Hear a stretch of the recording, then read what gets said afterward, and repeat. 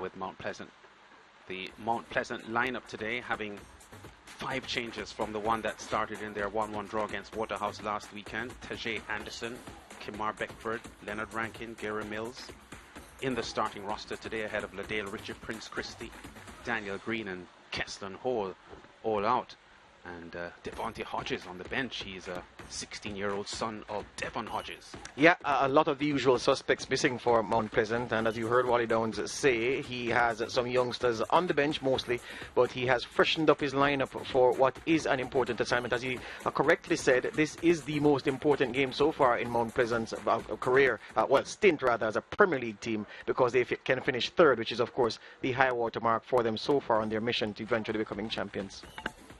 Yeah, the Tivoli Gardens lineup having just a couple of changes from last week's nil-all draw against Cavalier, with a midweek draw against Cavalier. Stephen Barnett and Kevin Barnett on the starting roster today ahead of Devroy Gray, who has 4 goals, and Dasha Sattrell, who is also out for today's fixture.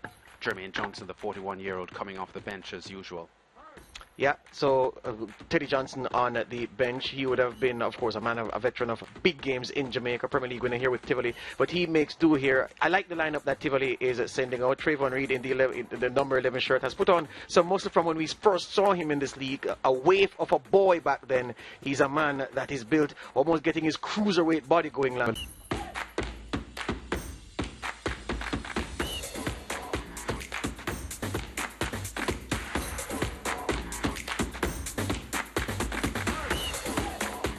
UWI-JFF Captain Horsburgh Centre of Excellence for the final day of the Jamaica Premier League, powered by Digicel, the third place playoff between Mount Pleasant and Tivoli Gardens. It's somewhat good that despite the whirlwind success that Mount Pleasant have had so far, that they've come to the top table and have experienced the difficulties. You know, it can't be as easy as someone have expected that you come in on a wave of optimism and the financial platform to really launch a serious assault at the title and just win it right off the bat. It just goes to show that there is quality here in Jamaica's top 5 football, regardless of what some would say. Yeah, Tivoli pinned there in their own half for the opening seconds of this fixture, and Mount Pleasant with 3 of the front men pressing and not allowing the Tivoli defence line too much comfort on the ball. There's Barrington Price, the 28-year-old central defender for Tivoli Gardens. His 8th or 9th season in the Premier League, Price. And let's see if we can pick up pretty early here, George, the body language of these players, because we know that it's difficult to bounce back from a semi-final loss, and the outcome of today's fixture is very likely to be decided on which team wants it more. Yeah, I'll be surprised if there's a negative body language, because the question you'd ask is how many of these players have played in a championship game before and won a championship to the extent that they'd be downcast playing in a third place game. Not many would have. This would be the biggest game many of them have played at this level. I expect them to be up for it. Yeah, here's Mount Pleasant on the attack. Fletcher with the ball inside. Price gets it away and the header on goal over the top.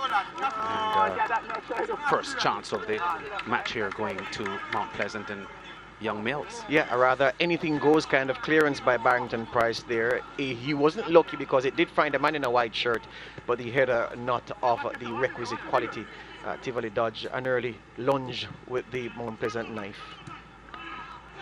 Mount Pleasant having a lot of the ball here early, and the first almost 2 minutes of this fixture being predominantly played in the Tivoli half. And look how quickly they're moving to the ball and looking the hungry of the 2 teams early. Yeah, the point about who would be up for it, the man wearing the captain's armband for Mount Pleasant today, Sule Mekada. I could understand if he's downcast because he's been a Premier League champion, a starting player for the whole campaign, dominated. But even he would feel as if there's something to gain from this this game as he tries to lift his new team to heights they've never scaled before.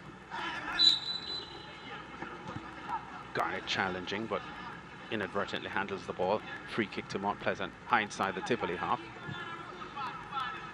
So although it's humid, the conditions, because of the absence of the sun at the moment, we have cooler conditions than we've been accustomed to for most of the 12 o'clock fixtures that we've seen so far in the Jamaica Premier League.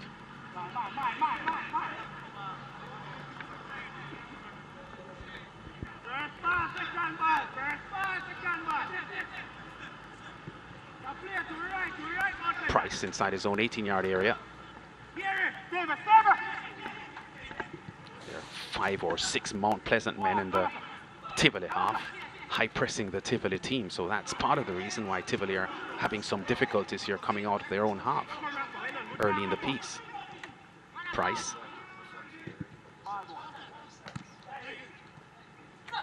Good passing here by Tivoli now. Campbell. Knocked off the ball there by Harvey. Free kick for Tivoli. Yeah, no discernible pattern just yet. We're only 4 minutes deep. Let's see how soon it takes, well, how long it takes for one to emerge. Pennycook, who has had a tremendous season for Tivoli Gardens, heads that one out. And there goes Fletcher. Big kick through the middle. Ball bobbled there by Clark in the Tivoli goal. Luckily for him, his defensive teammates were right on hand to mop up the dirty work. Players would appreciate the absence of the sun. You saw that article written by Dwayne Richards in the Jamaica Observer talking about the complaint about the sun, the effect of the sun on the boots on this artificial surface. That's a non-factor today. It will be if the conditions remain the same. Should suit the players no end.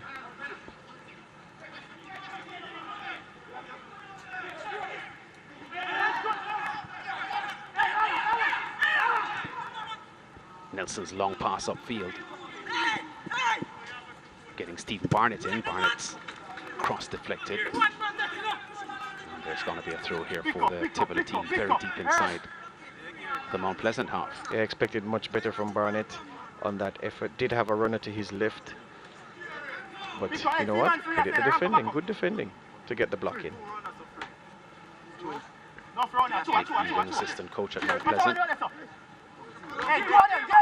Downs having taken over from Tika Davis in mid-July. And Liston James knocks this one behind for a...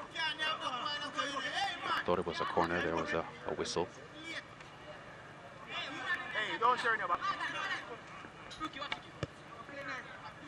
And there's Philip Williams, head coach of the Tivoli Gardens team in a CONCACAF bib. And we have Clark just knocking the ball back, and again the Tivoli team here being high pressed by a Mount Pleasant team that looks very, very alert and assertive here in the early minutes of this game, looking for their best finish in the Premier League.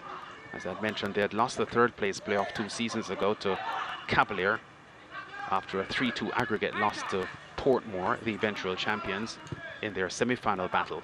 Yeah, that was Duki's team. A bit underwhelming the way they ended that season. Fans would say the same about this one as we see this free kick.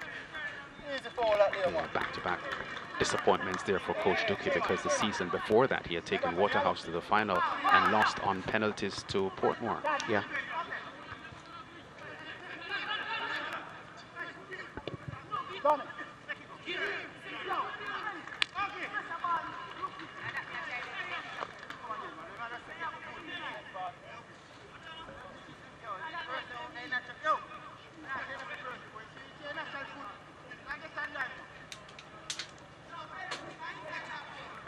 Shabar Campbell, a man who is originally from the western end of the island, played for Savannah FC. And there's Fletcher, also another man from the west, Cornwall College standout.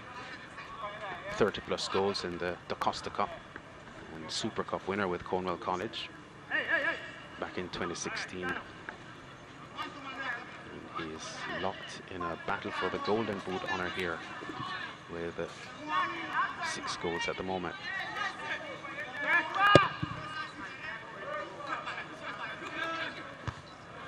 Rankin heads out in defence. Garnett looks alert and wins the ball in midfield for Tivoli Gardens. Nelson dribbling through, but checked as Rankin tackles successfully. There's Garrison now. McCullough pulled over by Garrison. Free kick to Mount Pleasant inside their own half, pretty deep inside their own half. Still overcast conditions. The rain not with us at the moment, but there are dark clouds above. Yeah, a bit low octane from Tivoli. You were commenting on the start that Mount Pleasant made. They were front foot. Conversely, the men in orange and black yet to really hit that gas pedal.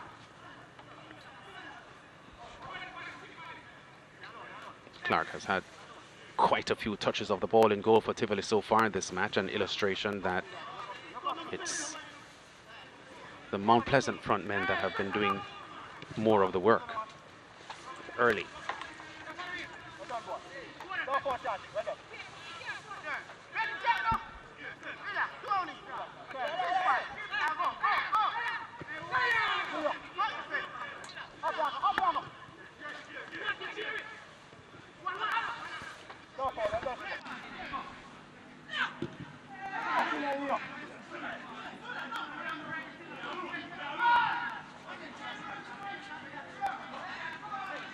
McCullough. Young Campbell, only 17 years old. One of the players from the Mount Pleasant Academy that the organization would be very proud about. Has had a lot of playing time, this 17-year-old, and a lot of confidence from the Mount Pleasant hierarchy in the development of this teenager. Yeah, since they came through and came up to this level, he would be the first good youngster they brought through. All of their good players were, of course, bought, and that they retained a couple from when they were at the parish level. Kessler and Hall among them. But Devontae Campbell is the poster boy of the Mount Pleasant project so far. Build them young, take them to the top level, and make them prove their quality and hopefully sell them on. Yeah, scored the opening goal in their 3-1 victory over Harbour View in the first leg of their quarter-final playoff.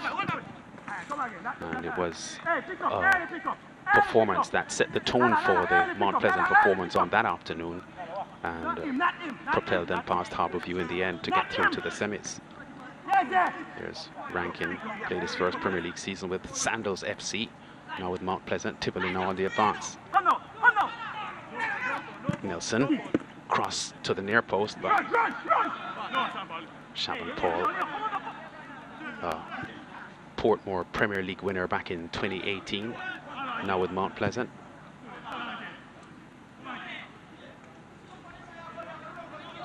There's Beckford, didn't get close enough to that one to give Mount Pleasant a shot at going goalwards. How versatile is that man though, Zule McCullough? Seen him play centre forward and score the winning goal. Left back, right back, central midfield. A jack of all trades, a specialist in some. Beckford out-muscled for that ball. Pennycook. Morgan. Garnett.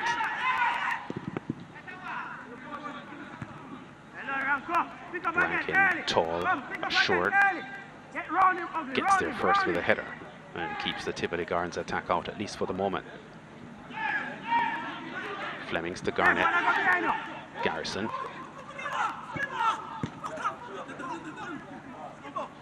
Garrison combining there with Barnett. Good strike on goal, and Paul deflects it.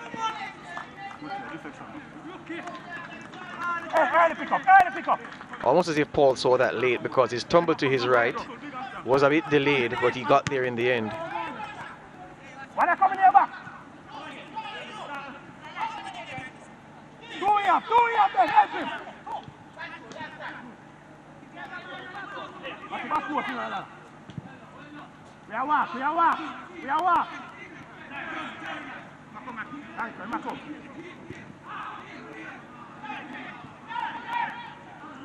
Morgan for Tivoli. Garnett.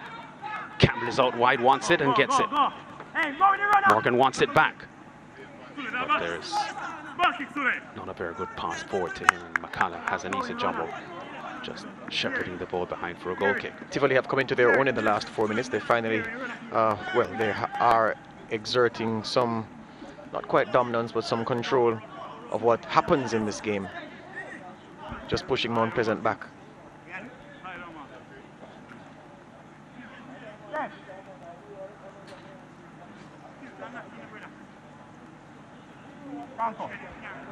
Said it early in this Premier League season that the aim is for the football organizers at the top level is to build build surfaces like these in every parish. You should have one of these in every parish. It will only help the football. Reed for Tivoli. Nelson. Tackled up strongly by Rankin.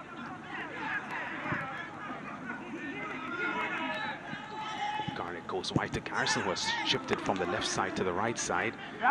Some misunderstanding there between Garnett and Reed, and the play broke down because of that. Miscommunication between Fletcher and Beckford. Beckford wanted it short. Fletcher wanted him to run long. End result, nothing. This is long ball upfield. Oh, great pass with a head from Garrison. Reed's cross inside. Finds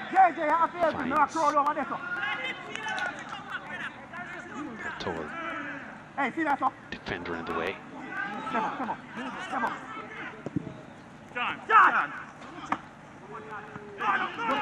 Rankin looking pretty solid at the back here for Mount Pleasant, with some changes in their roster today.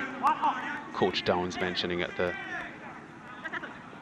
pre-match interview that he has been forced to make a lot of changes. So while he's happy to get some of the players who had less playing time in for this third place fixture, it wasn't completely deliberate. And Rankings, well, his usual job, defensive midfielder. A lot of those qualities will suit him well in his role today as stopgap centre back. Anticipating danger, check. Tackling, check. Strength, check. Height, check. Yeah, checks many boxes. Yeah. Moving from Cavalier to Mount Pleasant after leaving Sandals FC, whose appearance at the top flight was abbreviated. Just one season, then relegated.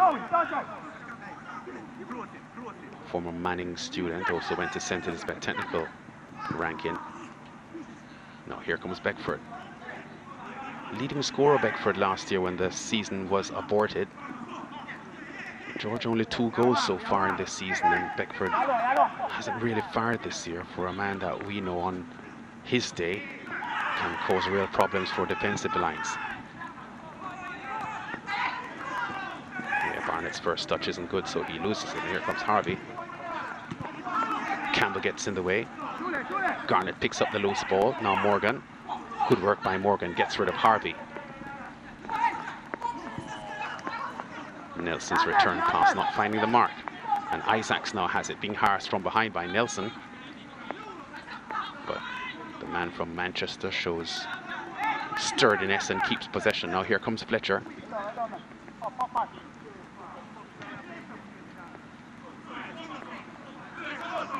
McCalla. Campbell.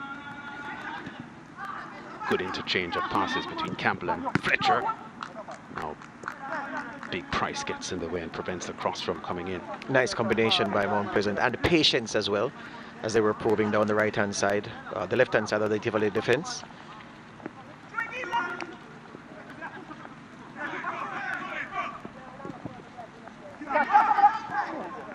Garrison allows the ball to run past him. Goal kick to Tivoli. Yeah, you were making the point about Kemar Bushy Beckford. Not a man who will score a goal a game. He has some hot streaks where he really is on fire, unplayable in some games.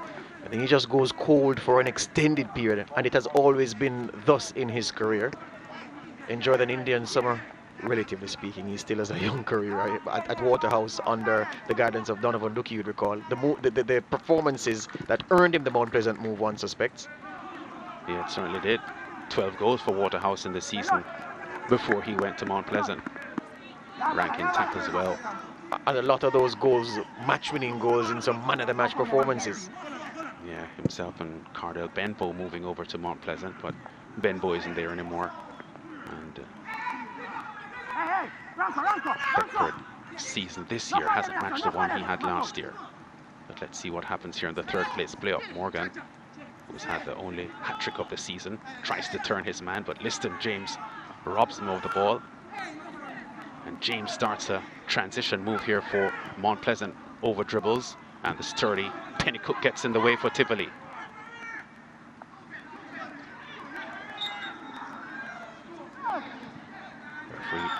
Nerissa Golson has her first third place playoff fixture in her career.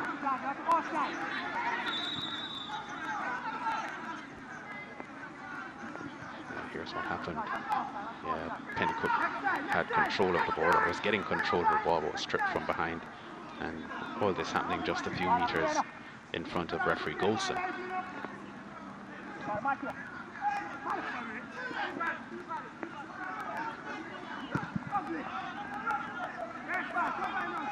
Barnett putting the chase on, but Liston James gets there. Now McCalla in control for Mount Pleasant.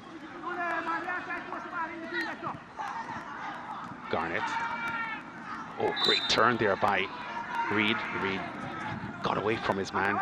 Referee could have considered playing the advantage because Tivoli still had control. Here goes Reed on the right. The Tivoli bench didn't want that free kick. No, I didn't think so either. Great turn by Reed. Under a lot of pressure here, Reed. Yeah, doing just a little bit too much there.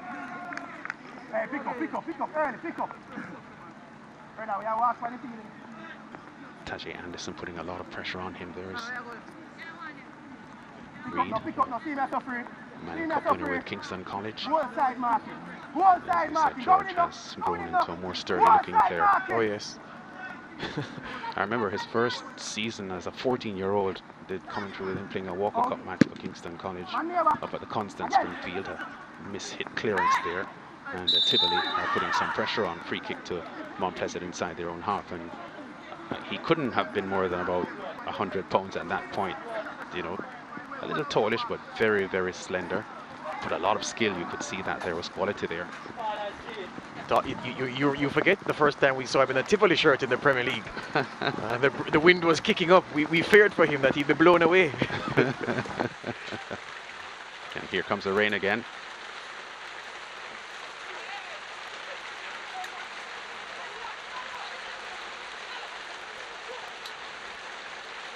Midway the first half almost, and Tivoli Gardens 60% ball possession at the moment. I guess that's not too noticeable to the naked eye because Mount Pleasant has appeared to have a lot of the ball. Flemings with a cross inside. James with a header out.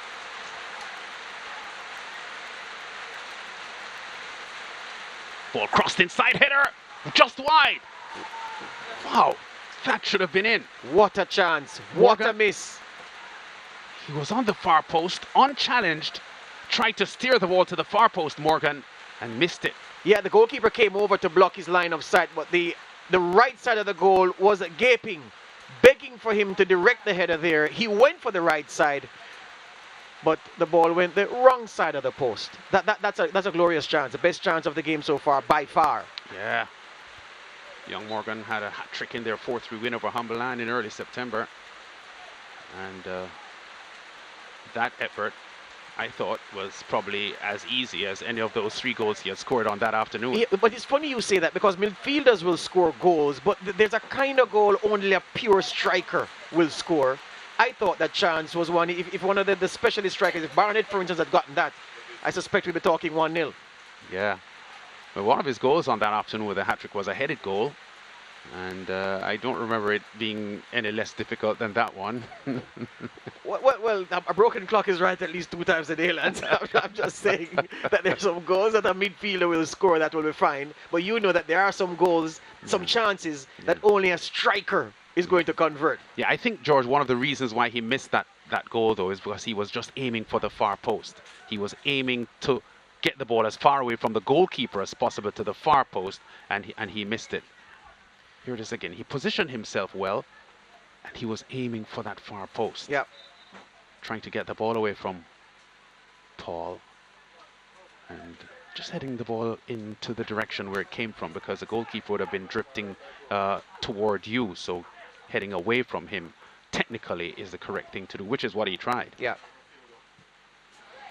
Good pass inside, Mount Pleasant. Wow, poor effort there. That's Jordan Fletcher. Yeah. Almost as if he didn't know what to do. Yeah, and he should be hunting the Golden Boot Award. He is joint leading scorer in the championship at the moment with Akwasa Chung from Harbourview, who has no more games in the league. Big strong cross right across goal, no one gets to it. And Shaquille Bradford, the 20-year-old Waterhouse forward, who will be playing later on today, so it would be good for Fletcher's sake if he capitalizes on this third place effort here. What you're not seeing is that there was a moment when the goalkeeper was advancing, the ball was in Fletcher's orbit. That's when he should have gone for the lob. But he waited. What am I going to do? And then fluffed it and kicked it in the ground. It probably came off his ankle. Yeah. Nothing effort in the end. He was just trying to pass the ball beyond the goalkeeper, didn't go for power at all, but still didn't appear to connect as well as he wanted to. Yeah, but I'm just saying that the early decisive move to do just that, because that was what the chance required to be converted. Therefore, the chance to be converted into a goal. But he did it and appeared to not know what to do in the end. Alvin Harvey, a player with good skills, highly thought of at Mount Pleasant. No goals yet this season though. Free kick to Tivoli, and here's Reed.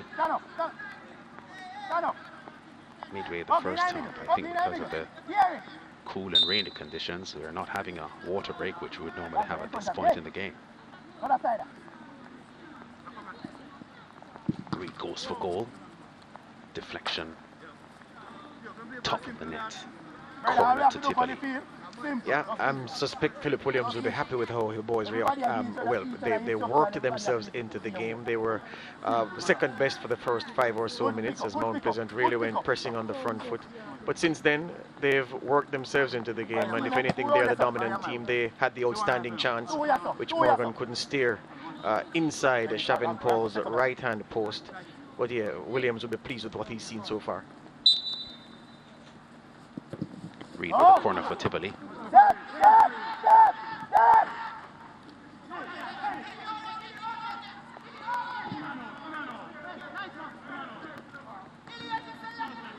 Unable to keep that one in, so a throw to Mount Pleasant on 25 minutes, so no goals yet in this fixture.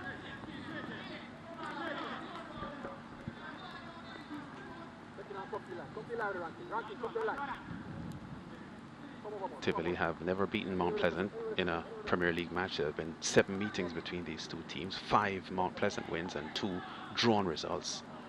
So Tivoli is having statistically something to play for here outside of a third place financial prize. Imagine that, 7 games, no wins, just it. And I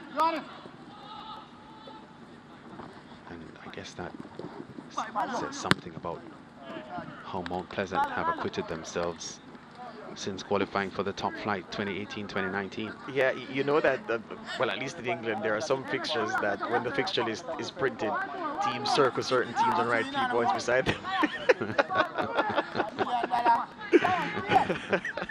Remember when Spurs used to play at White Hart Lane? John Terry told a story of how the Chelsea boys called it 3-point lane, because every time they went there with Chelsea, they got 3 points. Yeah, that sounds like some London quarrels. West and North. Strong effort on goal. Oh, straight in! Oh, that's young Campbell, the 17-year-old. 7 on his back. And that was a shot that Clark just completely messed up. Yeah, we're talking about goals from midfield. This is like the Brazilian of old, Falcao. You remember him from the 1982 World Cup, a team from Brazil that didn't win. This just slid off the outside of the boot deliberately, and the bend is what fooled the goalkeeper. Excellent angle Mr. Director is giving us, because he's invited to strike it and it just swerves late and fools goalkeeper Clark. That's beautiful. Yeah, he struck that really, really well from over 30 yards out, wasn't it? Or almost. Yeah, the ball drifted in the air and Clark got it wrong. What a strike by the 17-year-old. Beautiful, beautiful stuff. Almost like a fast bowler bowling it, dropping it just short of a length. It pitches and just leaves the batsman at the last moment. At the last moment, it just left the goalkeeper. And that's what fooled him. Beautiful, beautiful from the youngster.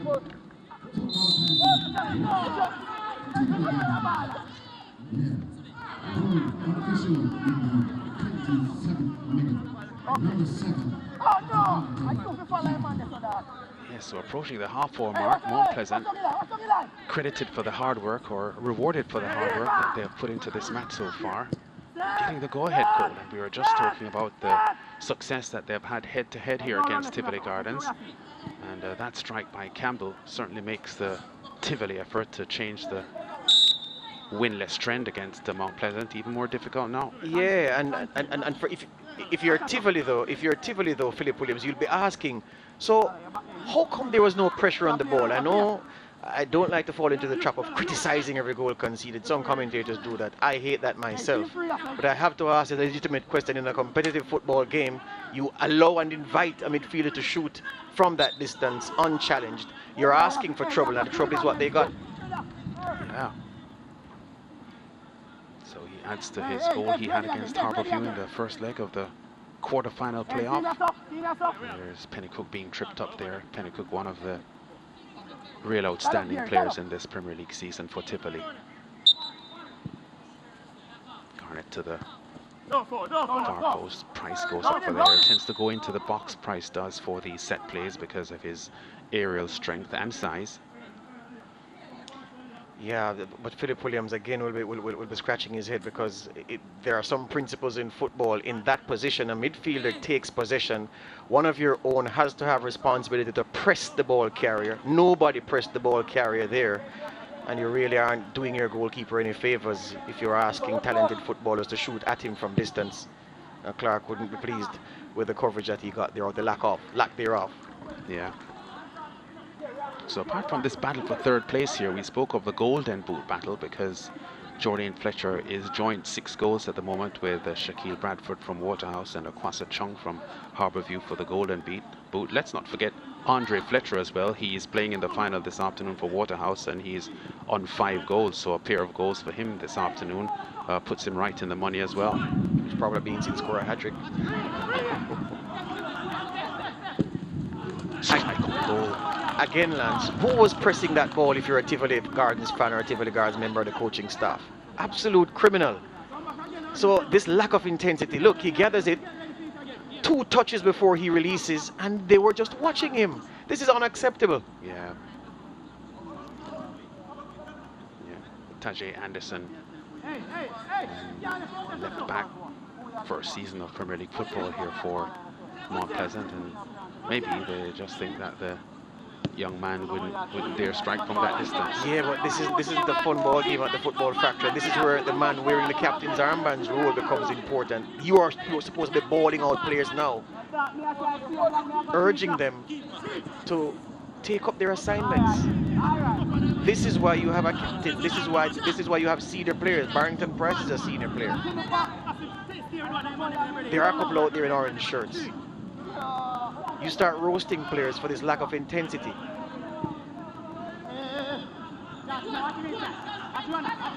Here's Anderson again. Harvey is stripped of the ball and Tivoli now in transition. Goes Nelson on the right. Garrison and others in the box waiting for the cross. Isn't good enough. Perhaps it is that Tivoli need that water break now, Lance. The sun has re-emerged. So they need to regroup because what they're doing out there, they're not doing well. They've not done well in the last few minutes since that goal. And that strike that they gave up just now unchallenged could have been another goal. They need to recalibrate.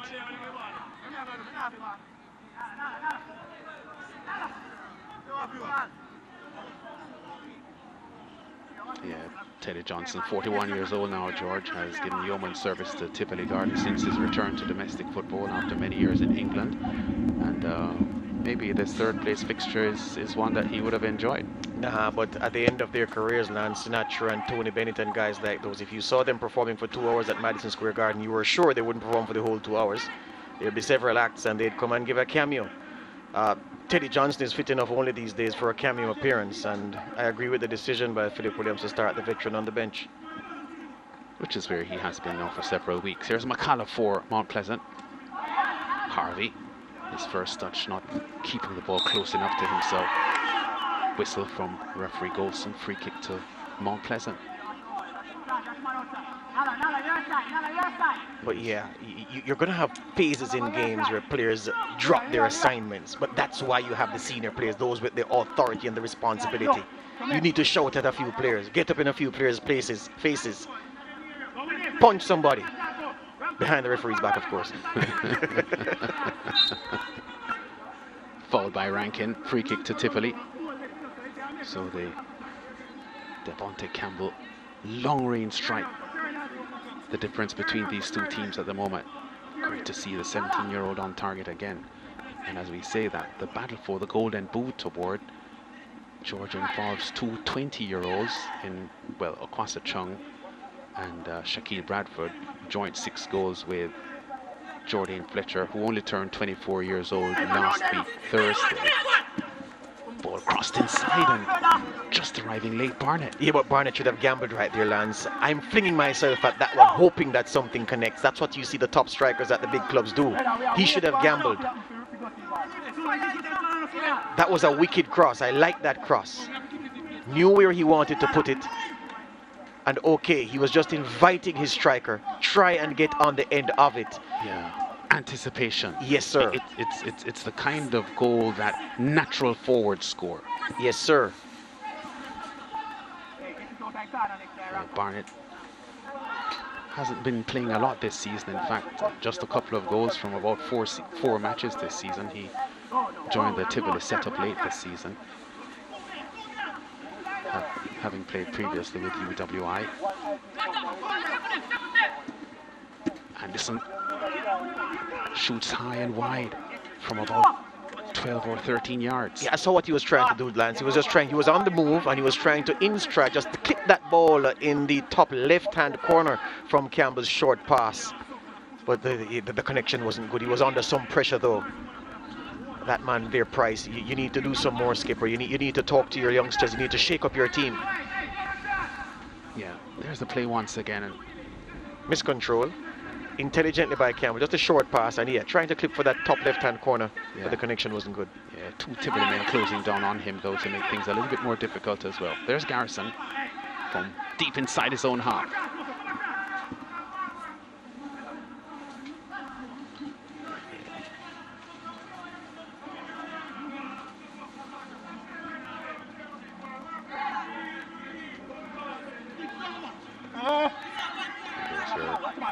Golden Boot battle list. The two 20-year-olds, Chung and Bradford, they're in the hunt. And, not often that you see so many young players top of the scoring list in the Premier League season. Most times the Golden Boot award winner is a seasoned veteran. Correct. The last very young player to win the Golden Boot award in the Jamaica Premier League would have been Brian Brown in the 2013-2014 season.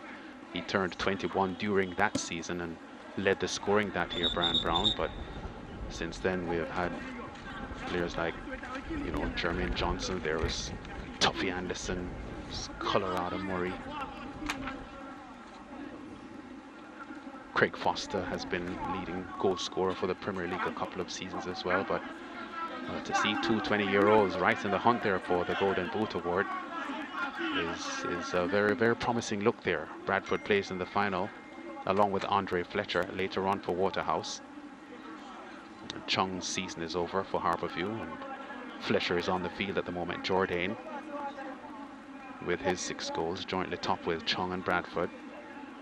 And if Fletcher doesn't score here, then Bradford and Andre Fletcher will go into the final this evening, George, feeling that they have a shot at moving ahead for the Golden Boot honour. Correct, you are. So you said all of that to say that Rambo is the last man to have done it as a youngster to win the Golden Boot in the Premier League. Currently plays in the USL Championship, Brian Brown. Did return to the Premier League a few seasons ago for Harbourview. Yeah, in between contracts in the USA, Brian Brown. Didn't get many though in that stint.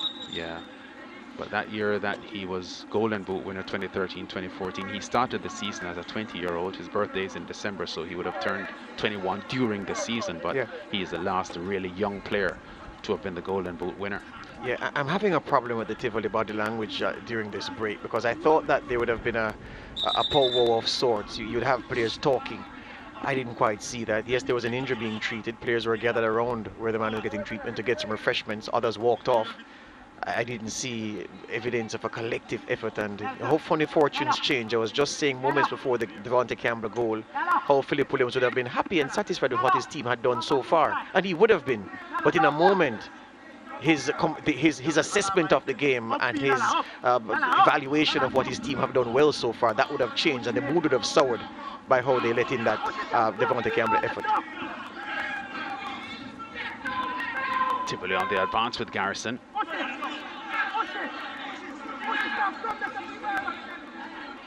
7 minutes to the half-time break. Funny, they're leading. The animated discussions and instructions is coming from the Mount Pleasant bench, and they're in front. Price easily beats Beckford for the header. Mount Pleasant scored the highest scoring win of the 2021 Jamaica Premier League season. Their 5-2 score over Dunbeholden last month. First time in Premier League football for Mount Pleasant that they'll be scoring 5 goals in one match. Yeah, I've told you about my abiding criticism of the team and the way it's set up. The players they have the personnel to absolutely destroy teams, but they rarely do that. Yeah, missing their captain and central defender Ladale Ritchie today because of a hamstring injury. And Kevin Lane, the Guyanese who had partnered him at central defence for much of the last part of the season, is not on the roster today either. So Liston, James and Rankin are the men standing at central defence for Mount Pleasant today. Nelson. Good marking.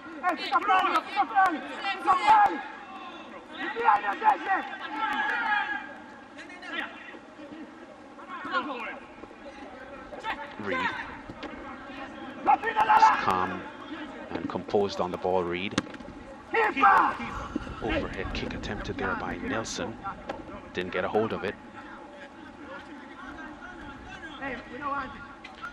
So I'm here trying to think what Williams will say in that half-time break. I think if it stays as it is, he'll say, gentlemen, well, we didn't play badly in that first half, you know.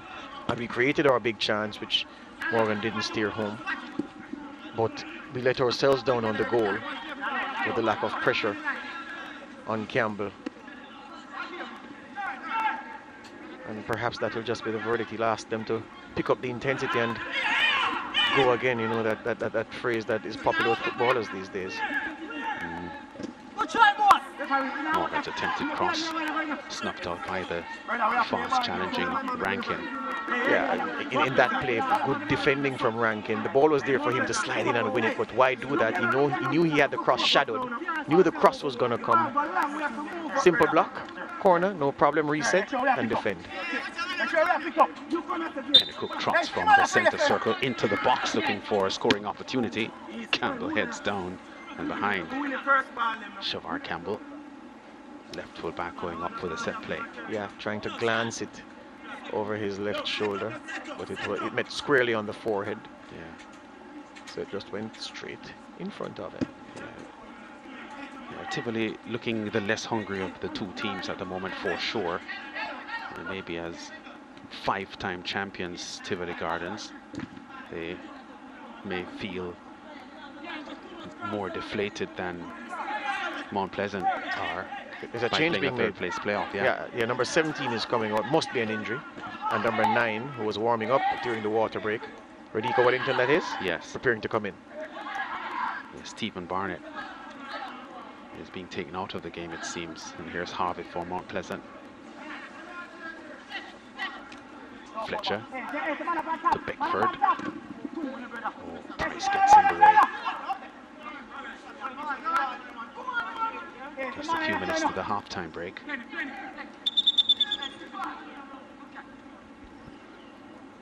Well, he's walking, well, you never can tell from a player walking, but he doesn't seem to be injured. But I'm saying in the 42nd minute, if you're making a change, it must be an injury-enforced change. Highly unlikely a coach would make a tactical change at this stage of the game. But perhaps if it is a tactical change, it is just to shake up the rest of the team, to let them know that, gentlemen, we're serious about the task at hand today. Yeah, I find Philip Williams a coach that doesn't hesitate to make changes if he feels the need to.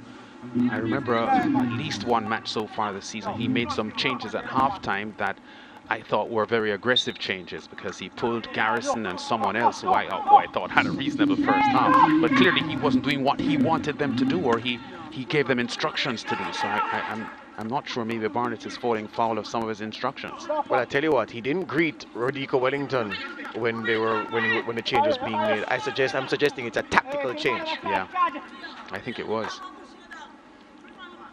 Hasn't had a long season, Barnett. Missed most of the early part of the season, but immediately got into scoring as soon as he started playing for Tivoli.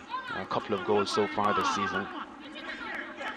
It wasn't working out with him though on his midfield, because I saw a couple of occasions his body shape to receive the ball wasn't right, and there was a couple of arguments between himself and Garrison. Garrison was saying, but you aren't giving me the run, or you aren't positioning yourself in the way that I can give you the ball for you to receive it under pressure, because as a striker you're always going to be under pressure when you're taking possession. Yeah, there he is on the bench. Doesn't look pleased. No. Yeah, he scored against Malines in mid-September, and also scored in their 4-0 win over Veer in their quarter-final playoff.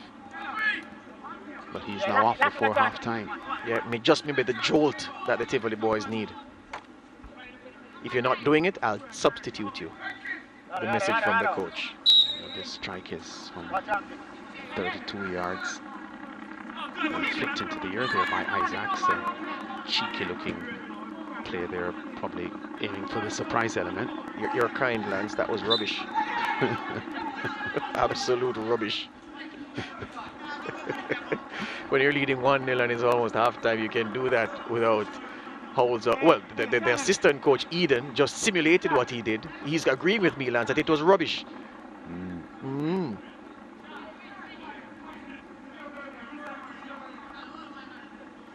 Liston James with a free kick for Mount Pleasant. They lead 1-0 on a Devontae Campbell goal.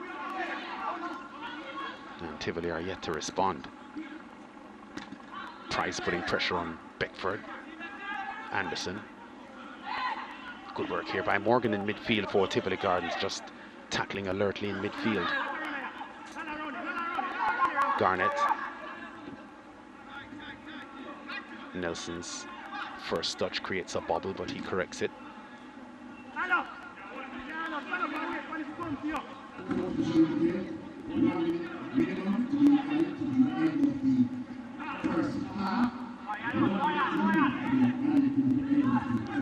One minute of stoppage time to be added here. McCullough with a header out, but only as far as to Campbell.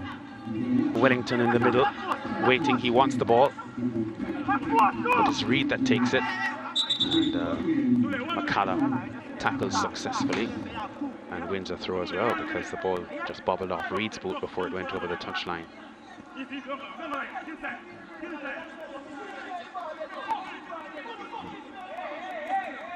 Yeah, the Tivoli players really having a go at each other. Yeah, Tivoli here reaching the playoffs this season for the first time since the 2017-2018 season. Yeah, a lot of individual arguments. Price getting into it with Rodico Wellington, Campbell getting into it with Trayvon Reid. Not a happy bunch. Half-time can't come soon enough for Philip Williams' men. They need to regroup. Yeah, and there's referee Nerissa Goldston's whistle to end the first half, which Mount Pleasant will end in front, and at the moment poised for their best finish in their short season in Premier League football. Fourth place finishers back in 2018-2019 Mount Pleasant, after losing the third place playoff to Cavalier, but they're in front by 1-0 at the moment over Tivoli Gardens in the third place playoff.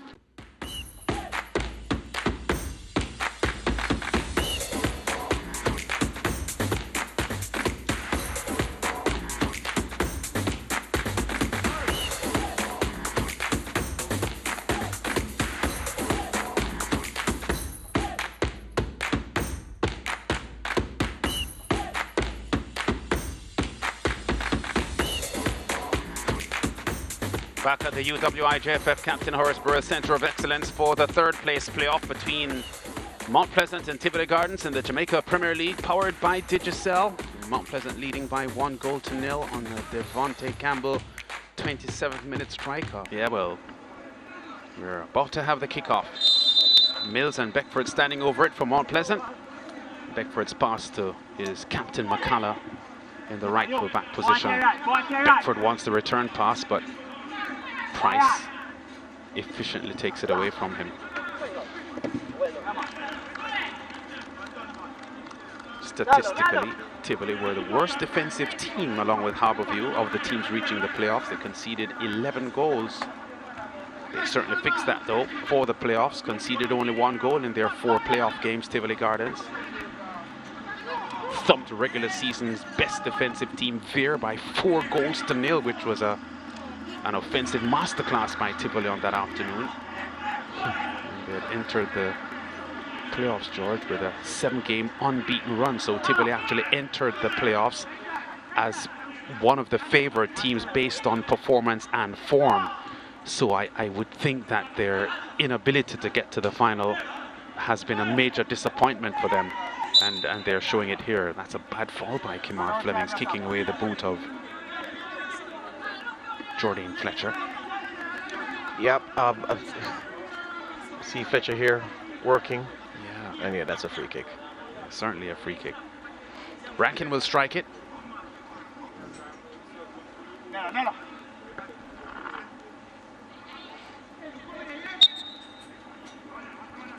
Six white shirts across the box for Mount Pleasant, looking for goals. Fletcher heads on goal, but too close to the goalkeeper, and Clark holds it well. Beautiful shape on that cross. Ooh. Oh, Reid is getting away here. Brilliant goal by Trayvon Reid. What a strike from the former Kingston College man. Mix up between the centre halves, one of them makeshift. He just took the free kick, Leonard Rankin, and then a track back when the ball, in the transition. This is the long kick from Clark, and it will take 1 bounce. And Rankin gets himself in a knot, allows Trayvon Reid to run through unchallenged. Meat and drink from the young man from that point. 1-1, and it's game on. Yeah, that's a good, well-taken goal there by Trayvon Reid. So I just saw a conversation just after the Reid struck Lance between Liston James and Leonard Rankin. Rankin was asking James, why didn't you clear? And he was doing something with his hands, almost as if to say he was fooled by the bounce, but you shouldn't be fooled by the bounce if you're a centre half in that position. And not the best defending from the Mount Pleasant duo at all. Rankin tried the challenge, lost his footing when he turned sharply to read and respond to the bounce of the ball. And in losing his footing, he posed no challenge to Reid, who had the simple task of beating the advancing goalkeeper.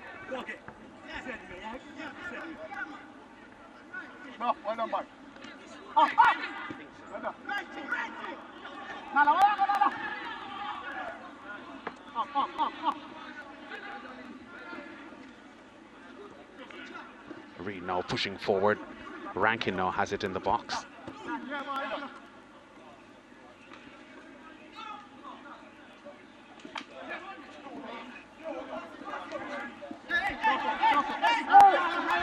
Offside on the play. Yeah, referee Nerissa Coulson responding to her assistant's flag. Here's Garrison. Nelson wants it, sprints to it. Rankin challenges successfully. Beckford. Isaacs. Isaacs goes over to Campbell on the right. McCullough now has it with room. Isaacs has Fletcher, but goes wider to Anderson.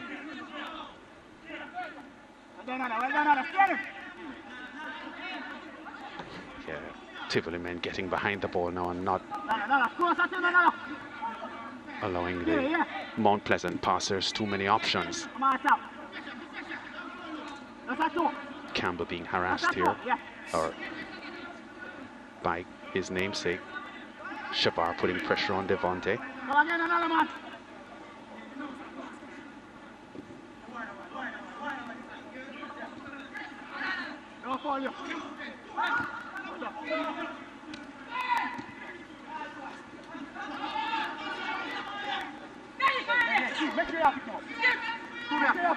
Garrison. Still Garrison. Garnett with a strike from distance. Doesn't trouble the goalkeeper though. Well worked, Rodico Wellington, patient with it. Shared it with Garrison, who saw Garnett standing in space in midfield. Shot wasn't of the requisite quality though, but good from Tivoli. And it isn't as if we can say a good start to the first half by virtue of how they played. The goal right at the start of the second half, tremendous tonic for them, and for their fans' sake, they'll hope they can build on this. There's Reed. Oh, slices the ball through to Morgan. Sets the ball back. Here comes Wellington. Goes wide. Great opportunity for Tivoli to go 2-1 up. Wellington picked his corner, but missed it.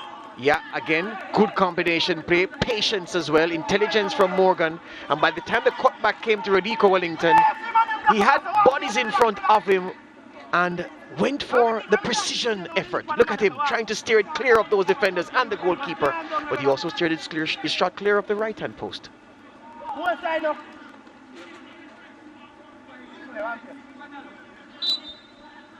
Yeah, so the game now locked at 1-1. Again, we make the point, although they went in 1-0 down at halftime and the manner of the concession of the goal was disappointing, they weren't second best in that first half. They weren't outplayed. No, they weren't. Harvey tracks back well for Mount Pleasant. Great skill for Jordan Fletcher. Pinnacle sees a chance to snatch the ball away from Fletcher and does. Anderson.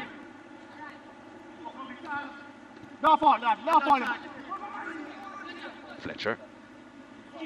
Campbell. McCalla. Still McCalla. Anderson unmarked over on the left.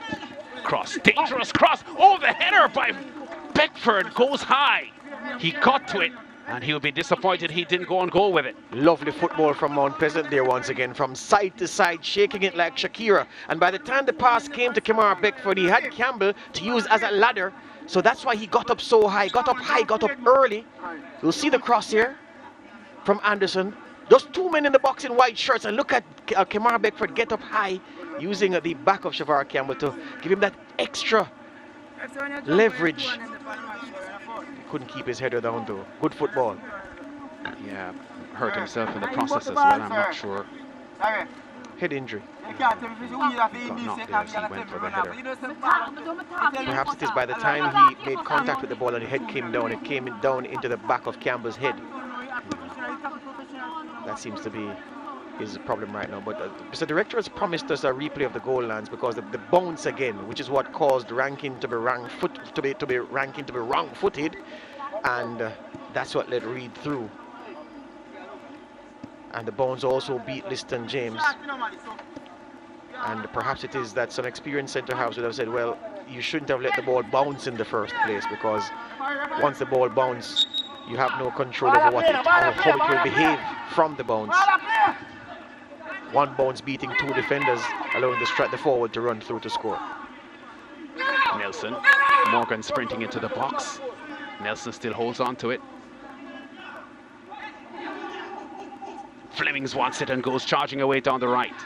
His cross, dangerous. Reed with a strike on the near post, but it's blocked. Yeah. Beautiful cross by Flemings. Really took charge of that situation. Booming cross from the right-hand side to Reed at the back post. Connection could have been better though. Great move here by Mount Pleasant. Fletcher has it. Still Fletcher. Harvey. I'm sure Fletcher wanted that ball back at that time at any rate. Isaacs. Goes wide to Campbell. Oh, great pass here, and Tajay Anderson slides in for the effort but misses it. And now Pennacook is getting the ball away. That's a chance for Mount Pleasant. There was Mills there with the effort. Here comes Beckford now. Tries to get away from Pennacook, who knocks him over. Goal kick. Wants a penalty, but there wasn't a penalty in that. Yeah. Pennacook is a very, very tough central defender to get around. Made things very difficult for Beckford there, but from Nerissa Golson's reckoning, He did it legally. Nice cut and thrust of the game, though. The early goal for Tivoli they've been buoyed by that early goal, and Mount Pleasant have been stung into responding. This is Beckford again working on Pennycook, and just got enough of the ball. There was just a toe on the ball from the defender. And the referee, to be fair to her, was in a good position to make a determination immediately that there was nothing in it. Tivoli Gardens had just one regular season defeat, that to Portmore. Every other team had more than one loss in the regular season, with the exception, of course, of Waterhouse, the top-seeded and regular season champions. So Tivoli are coming off a very, very strong regular season. And are locked at the moment here in a one-all battle in the third place playoff.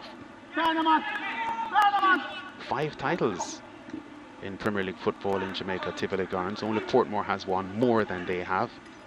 Of course, Santos and Barnet Gardens have also won 5 titles.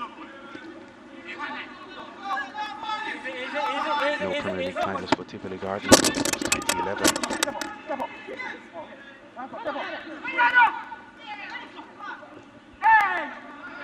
Here comes Reid, already with his second goal of the season this afternoon. Stripped of the ball here. And Mount Pleasant are now counter-attacking with Jordan Fletcher. Beckford is offside. Yeah. Trying to say he was fouled by the goalkeeper. Interestingly, Lance, the counter-attack was on, but the pass from Fletcher, that pass wasn't on.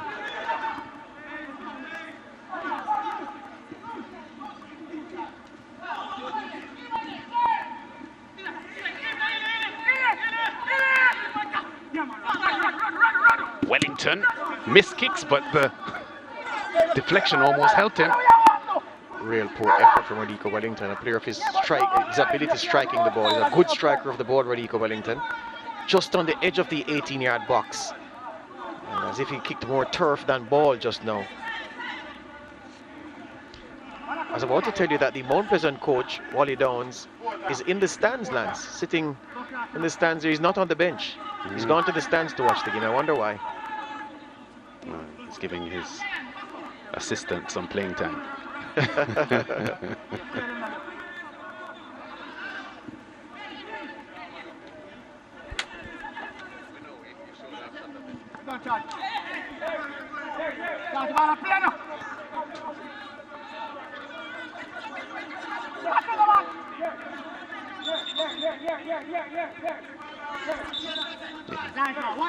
Yeah, there's Wally Downs, man from Britain.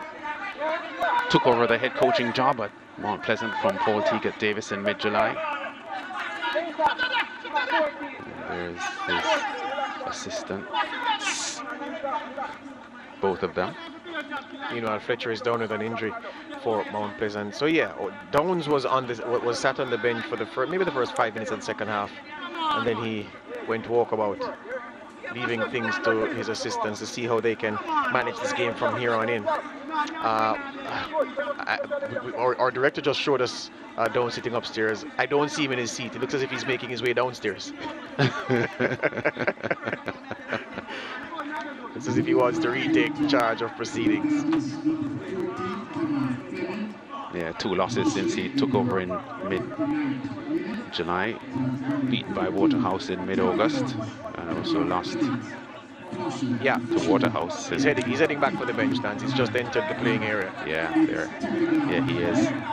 They lost the first semi-final of the playoff against Waterhouse by 1 goal to nil. They've really found Waterhouse a tough customer at Mount Pleasant. And Waterhouse, many people's favourites to win the title earlier on. And there he is, rejoining his coaching staff on the bench.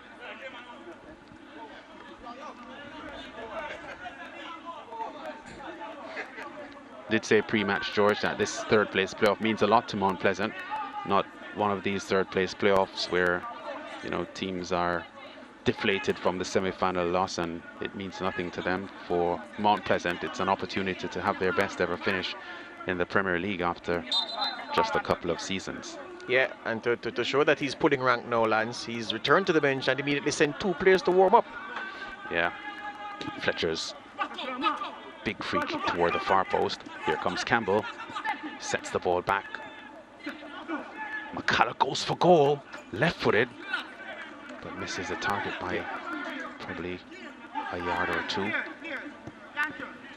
Equally adept on both feet, but, well, adept on both, well, left-footed, but the right foot is good for Suley McCullough. Balanced player.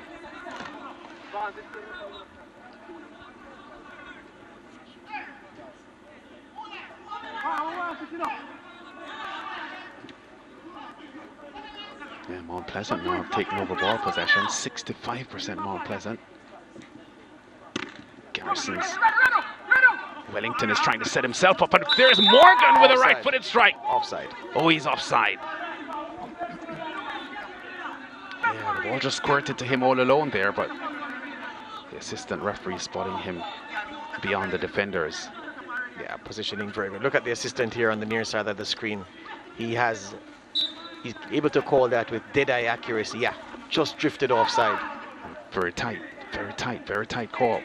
I'm agreeing with my assistant referee, Lance. There was a movement before he took possession of the ball, Morgan, and that's what pushed him over the edge. Remember, even with that, we aren't in a straight line. We're close to a straight line perspective on that. The assistant is in that straight line. You have to give him the benefit of the doubt. Morgan for Tivoli. Nelson trying to get the ball back to Morgan, but McCullough gets in the way, and now Rankin has it. We're past the hour mark, and the game has now quickened, and Tivoli looking a lot more urgent than they did in the first half. Campbell challenged by Price. Wow, huge size difference between Campbell and Price, and not surprisingly the smaller man tumbles and big Price stands tall. What a battle that one was. What a battle. The youngster determined not to lose possession. Price determined not to let him get away from him. And perhaps more fatigued than anything, than any injury, although he is holding the right angle. So here it is. McCullough. The ball is played. It's about to be played now. It looks tight, George. Yeah, tight call. I'm still going with the assistant, given his superior positioning down there. It's tight though. Didn't say it wasn't. The call is not tight offside or offside, it's offside. Fletcher with a free kick. 5 or 6 white shirts, 5 white shirts across the 6-yard box. Fletcher plays it short. Wants the return play. Has Fletcher. Good play here. What a strike. But Clark on the near post holds on to it. Yeah, got it on the trusty left foot, but the goalkeeper's positioning turned out to be good. Straight at him. Tivoli now on the counter. Garrison to Reed. Reed doesn't get by Isaacs. Wanted some support to his right, but the runner hadn't reached as it, so was trying to buy time with that shimmy. But good defending from Kevon Isaacs. Yeah. McCullough gives the ball away with a pass that was hit too far forward for Campbell to reach. On 63 minutes, 1-1 between these two teams, and here comes Garrison on the halfway line now for Tivoli Flemings. Reed. Yeah, Reed holds on to it too much and loses it. Yeah, you're not going to beat Pennycook like that. Pennycook is a very, very solid and astute central defender. And he saw that move coming from a mile away. Yeah. One of the best performing central defenders I've seen in the league this year. What a challenge by Price. Must be a yellow card. That was a hip check, no attempt to win the ball. Referee Gordon doesn't produce the yellow card though. Yeah. Yeah, that was a deliberate body check there. Yeah, that was a good set play there, worked by Mount Pleasant. Well, it didn't quite come off how Fletcher expected it, but he got back possession. Yeah. Yeah, well, and that was a foul there on Alwyn Harvey, who wants the free kick himself, does have a lot of confidence in his kicking ability from distance. No, this is a long-range effort. I'd suspect about 40 yards.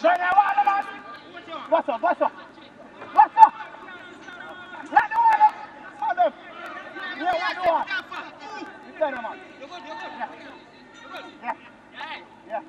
37 yards the strike. And Harvey has a 3-man wall standing in front of him. Let's see what he does here. Knowing him, he'll want to go hard and straight for goal. Straight into the wall. Campbell miskicks the ball. Yeah, what happened there? The deflection, he ran the ball, he got under the ball too much. So he really couldn't execute a volley or to even trap the ball. So look at it. By the time the ball goes, he's too much underneath it to really do anything with it. Yeah, he didn't really get the strike he needed there, but an opportunity for Campbell's and Mount Pleasant's second goal of the afternoon. If the Premier League season would end now, the Golden Boot Award would have 3 players level on 6 goals: Jordan Fletcher, Okwasa Chong, and Shaquille Bradford. So how do you break that tiebreaker? With assists as well as they do in other countries? I'm not sure the conditions of the Premier League. Here goes Reed, challenged very well but here comes Morgan. What a save by Paul. Offside on the play though, the referee says, but still very good goalkeeping. Made himself big, and Morgan's shot found the midriff of Shavin Paul. Arms spread as well, just in case. Yeah. And yeah, he was ahead of the play. We can tell that from this. Yeah, he was shot here. Yeah. Change being made. Number 29 coming out for Mount Pleasant. That's Tajay Anderson, the left back.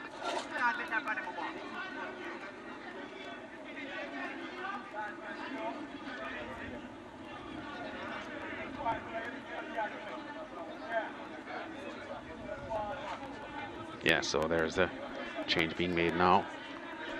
Well, they say 32 is coming on. They had 29 up before, but it's 32. Gary Mills. Mills is coming out, yeah.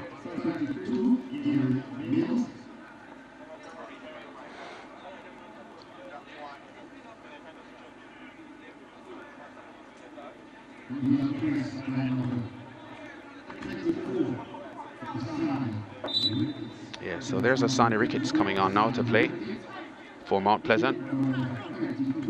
2-time Premier League winner with Portmore United, 2018 and 2019 back-to-back. Asani Ricketts has some kinesio tape there on the quad, so maybe he's not 100%.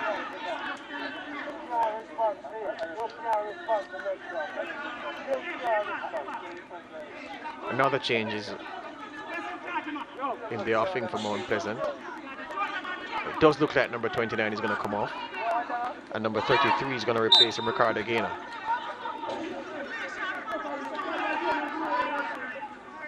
Yeah, so the Mount Pleasant current playing roster has a pretty different look about it from what we'd seen for most of the season. Coach Downs had mentioned 5 or 6 of their academy players on the roster today. So as they look ahead to the new season, which Arlene Martin, the general manager of the Professional Football League of Jamaica, said likely to start the new season before year end, George. Yep, quick turnaround. Yeah, so these coaches will want to look quickly at the new season when this one is over later today. Yeah, there's a formula that they've tried, tested, proven, pun intended, and they're going ahead with it for the new campaign.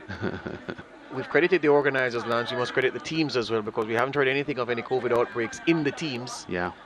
So yeah, they've done well to abide by the protocols to make this league happen. Free kick to Tivoli in the 70th minute, and Kimar Flemings is about to strike it. And lots of Tivoli men in the box looking for scoring opportunities. 6 of them. Make that 7 now with Shafar Campbell arriving in the box. To the far post they go, and Paul gets a vital touch on. Throw to Tivoli deep inside the Mount Pleasant half, but Paul was very alert there with that save. Another former Portmore Premier League winner, Shavin Sean Paul. We see this replay here. The ball doesn't come in the area where most of the Tivoli bodies are. So they would have been disappointed with Fleming's delivery. But Paul excellent between the sticks. Superb throw. Yeah, it was part of the Portmore team that won the championship 2018. Played in the 2019 season as well, but didn't keep that final when Portmore beat Waterhouse on penalties in 2019. It was Kimar Foster who was in goal on that night. But Mount Pleasant, in fixing up their roster for Premier League football, sought his acquisition and got it. And several other top players, including men from Montego Bay United, Ladale Ritchie and Ronaldo Rodney and Kevon Isaacs among them.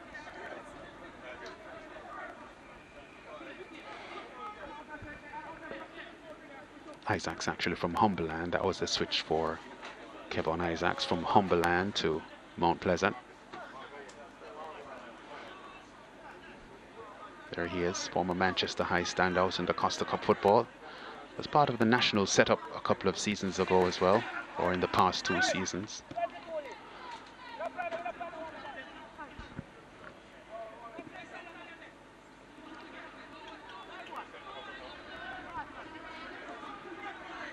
Scored one of the goals in their thumping 5-2 win over Dunbeholden back on the 10th of September. Oh, there goes Campbell sprinting fast. Has a lot of speed, this Campbell. And has certainly been one of the finds of the season, Devontae Campbell. And I was mentioning last time we saw them play, George, that for a 17-year-old to be getting so much playing time in a Mount Pleasant roster that has so many quality, experienced players, it says a lot about the confidence the Mount Pleasant hierarchy has in young Devontae Campbell at 17. Why not show off their diamond? As we said at the top of the broadcast, he is the first from the academy to make a positive forward step into the Mount Pleasant senior team at this level.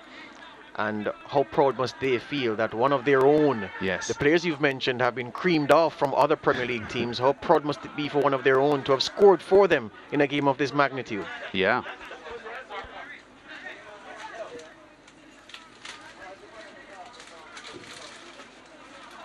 And his performances have been consistently good, and has, based on his speed and his kicking ability with both feet, he would have kept defensive units on their toes for every minute that he's on the field. Ricketts charged into by Morgan, free kick to Mount Pleasant. And who knows, can you see the tape on the lower quad of the thigh there of Ricketts? Yeah, he doesn't want to be banged up too much because he already doesn't look 100%.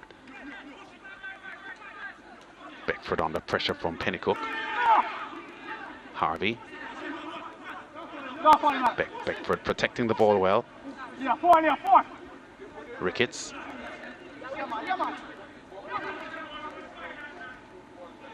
James. A little sloppy there, James. Paul, alert, reads the danger very quickly and makes the clearance.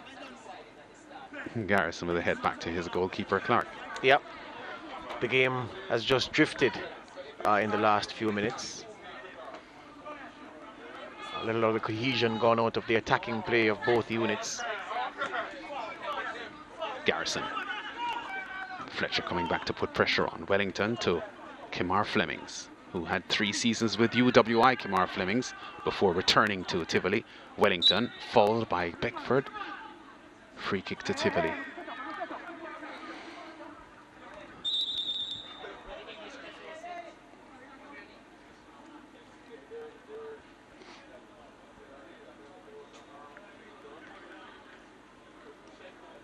Tivoli getting ready to make another change. Morgan, who had a glorious chance to score in that first half from that header, and who has played a good game, it must be said. One of Tivoli's brighter performers on the day, makes way. Yeah, young player who represents the future of Tivoli Gardens. Tommy Lawrence is on for Morgan.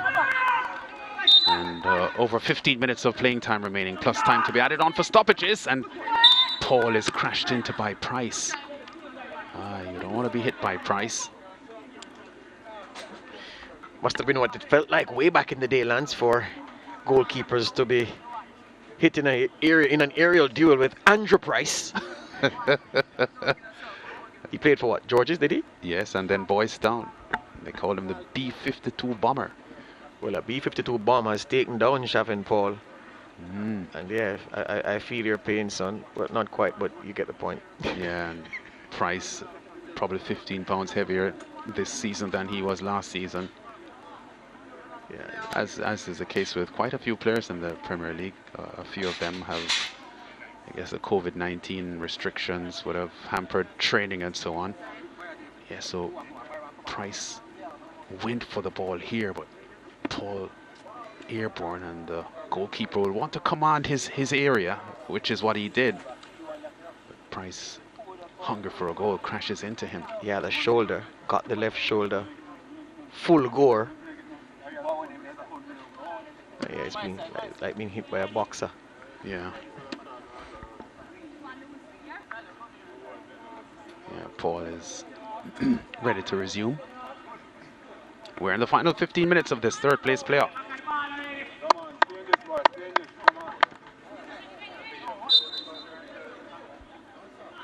Now confirmation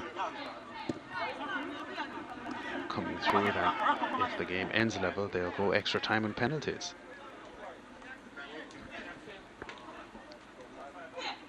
Flemings doesn't get by Isaacs.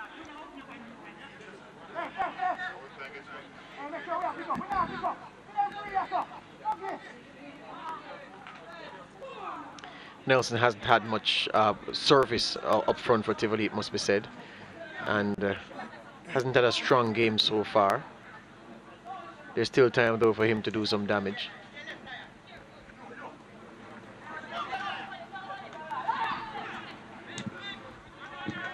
Almost a superb pass. Beckford is getting away from Pennico.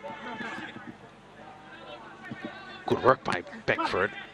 Thomas helps him out and eventually makes the clearance there, helps out Pennico. Fletcher fouls Flemings. Lovely take and turn by Kamara Flemings. And that's not a bad foul from Jordan Fletcher in that position. Left for dead. And then he just tapped the ankle. Yeah. But Sule McCallum now operating in the playmaker's role for Mount Pleasant Lance. I've been watching him the last few minutes to see which position he's taking up. Nice flick on pass, yeah. And there goes Garrison now into the box. Right footed strike by Nelson going for the near post, but Paul is quick on the take.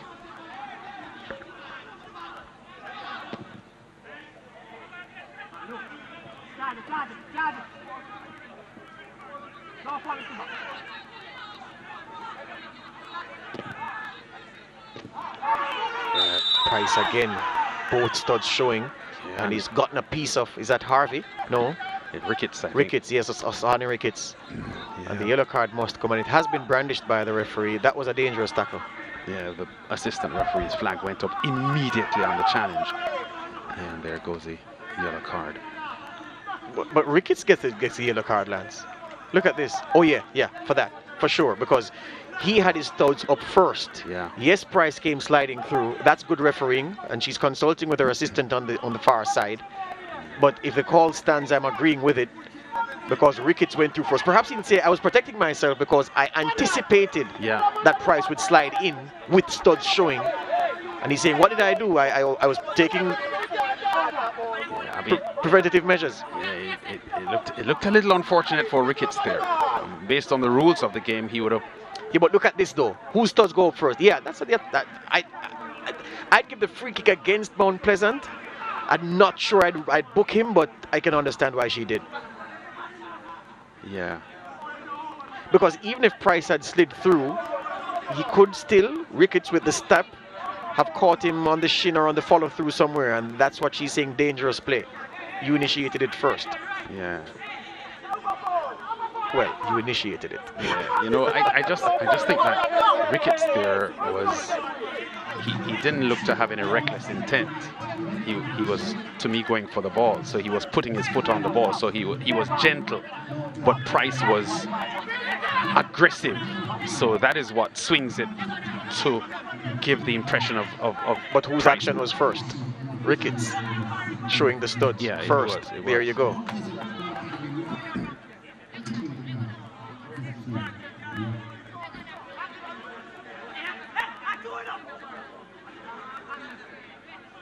So it's a free kick to Mount Pleasant then.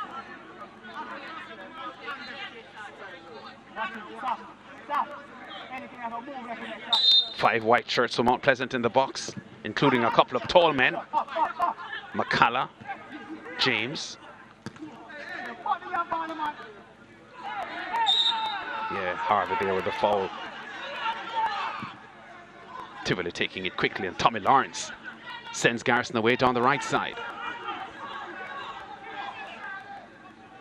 Lawrence under pressure, just knocked off his balance there by Harvey. Ricardo Gaynor sets the ball back to Rankin, whose long pass downfield finds Pennycook.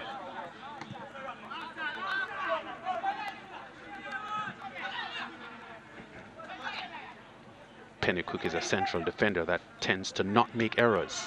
Yeah, and he's so cool. Yeah, such an assured player.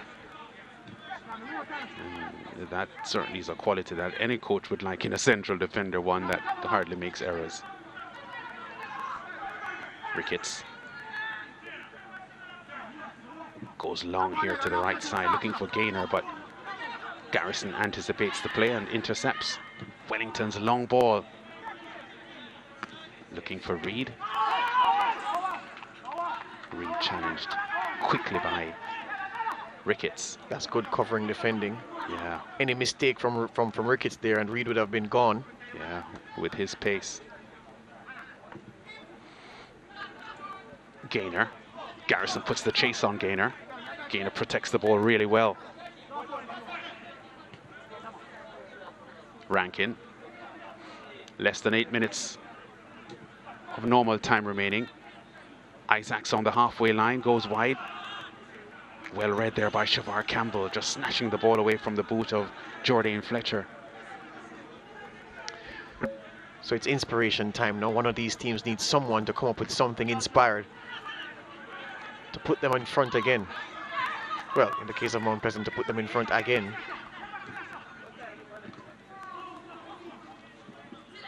Oh, there goes Reed under some pressure from Rankin. Yeah, you'll never get that foul, son. Maybe in the outfield, but not in the penalty box. That's too soft for the penalty box. Isaacs. Beckford.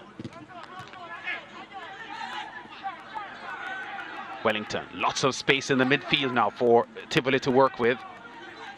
Reed wants to make the run, hesitates because he doesn't want to go offside. And now Wellington spoils the play with a poor pass. Yeah. Yeah, Garnett fouls the 17-year-old. Free kick to Mount Pleasant in the centre circle. Harvey takes it quickly, gets Gaynor in the play on the right side. Campbell wants the ball and gets it. Gaynor. Yeah, good work there by Flemings, who cuts the pass off and wins a throw in the resultant play. 6.5 minutes to the end of normal time, plus time to be added on for stoppages. So this one going down to the wire, this third place playoff. Reed for Tivoli and Campbell. That's Devontae Campbell for Mount Pleasant, the scorers in the match so far. And the championship decider between Waterhouse and Cavalier may yet be delayed if this goes into extra time. Pennycook tripped by Beckford. Free kick to Tivoli. Good harrying by Beckford, and then good defending by Pennycook, keeping his body between attacker and ball. Yeah, Pennycook has been solid in central defence with Barrington Price as captain. Tivoli would have needed a solid central defensive replacement for Kimar Seabright. Oh yes, had played solidly for them for years before moving over to Malines. and it's almost as if Pennycook and Price are the ideal partnership. One, rambunctious and boisterous, that's Price. Pennycook almost never speaks. Yeah, Calmness personified. Good yin and yang to have at the rear guard of your defense. that's right. Overcast conditions heading into the last 5 minutes of normal time. And Jordan Fletcher, who would have headed into this match looking for a goal or two to boost his golden boot prospects, has had no goals so far in this match. Had a couple of chances on goal.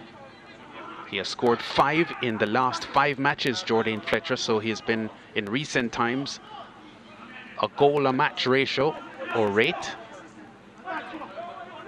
No goals yet this afternoon.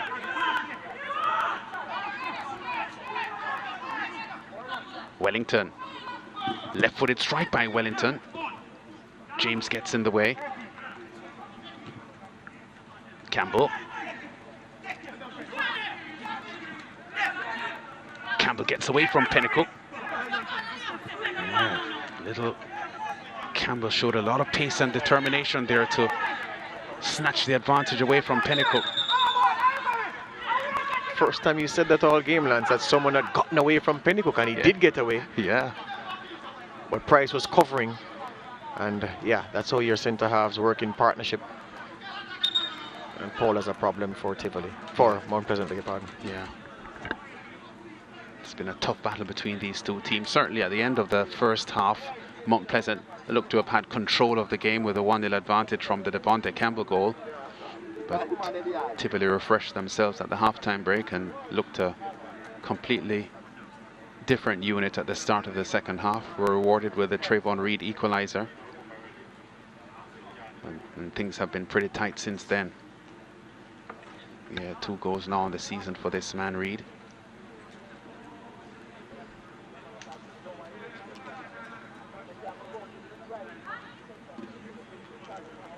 Has done well, this 21-year-old, and as a constant menace to defenders. He likes to take the ball at defenders, sometimes overdoes it, but he's the kind of player that has a lot of confidence in his dribbling and ball handling skills, so he will test defensive players and their tackling abilities. Has matured well, though.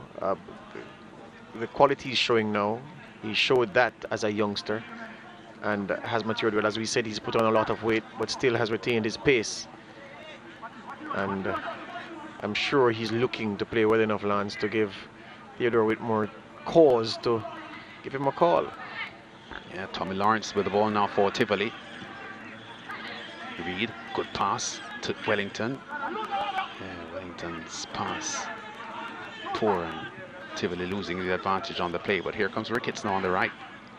Fletcher. Harvey gets away from his man well. Isaacs. Campbell wants the ball. Doesn't make the run because he doesn't want to go offside. Isaacs. Knocked over. Here comes Tivoli now with Reed. Reed looking for his second goal of the afternoon. Trayvon Reed. Reed with a strike and Paul with a save. Fine save by the former Portmore man. Absolutely wonderful play by Trayvon Reed. Backed Liston James all the way into his 18-yard box. Dropped the shoulder right, went left. And the shot only kept out because Shavin Paul read the situation and went forward and made himself big again and just catching that ball on the thigh. Good goalkeeping. Yeah, pretty solid goalkeeper, Paul. Oh, look how deep Fletcher is. Goes on a run forward, Fletcher. Campbell, oh, turns the ball away from Fleming's. Brilliant work there. Here goes Campbell into the box. Stopped by the tracking. Oh, what a delightful pass in. Beckford's first touch is poor and hits it into the side netting. A brilliant opportunity for Mount Pleasant to go 2-1 ahead. Wonderful from one of the youngest men on the field, if not the youngest man on the park, Devontae Campbell. Spun away from his midfielder with ease and intelligently held the ball up when he realized he couldn't beat Pennicook. Picked Beckford out with the perfect pass.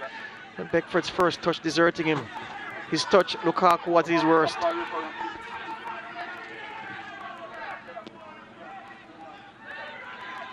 Reed, still Reed, trying to make room. No, Garrison turns it for the left, loses his balance and loses the ball. We're told 3 minutes will be added on for stoppages. Oh, there goes Sula McCalla, but Clark, alert in goal for Tivoli Gardens, gets there quickly. Reed under pressure. Offside flag has gone up against Reed. He quickly ran out of the offside position, but the ball was... Oh, there was a turn from Campbell. What delightful skill. And yes, George, you're right. He held the ball up. And look at the accurate pass between defenders there for Beckford. And Beckford's first touch just wasn't as good as it needed to be. Yeah, defeated by the bounce there. So that ball came off his toe and spun up onto his shin and ran away from him. Yeah, needed a Velcro-like touch in stride to give him a chance to shoot that goal. Messed up the end of a beautiful, beautiful move created by the youngster. Ricketts. Isaacs. Gaynor. Campbell. Under pressure from Flemings. But even though he was falling, still kept the ball and made the pass. Oh, smart work there by Reed, but Gaynor is challenging back, missed the ball, but the flag had gone up. Yeah, Leonard Rankin fouled Trayvon Reed, was done by the turn of pace and just grabbed some of the shirt. He had to do that because he would have been embarrassed. And that's the free kick. Yeah, Reed scored 5 goals last year in the aborted season for Tivoli Gardens. That would have been his best season so far.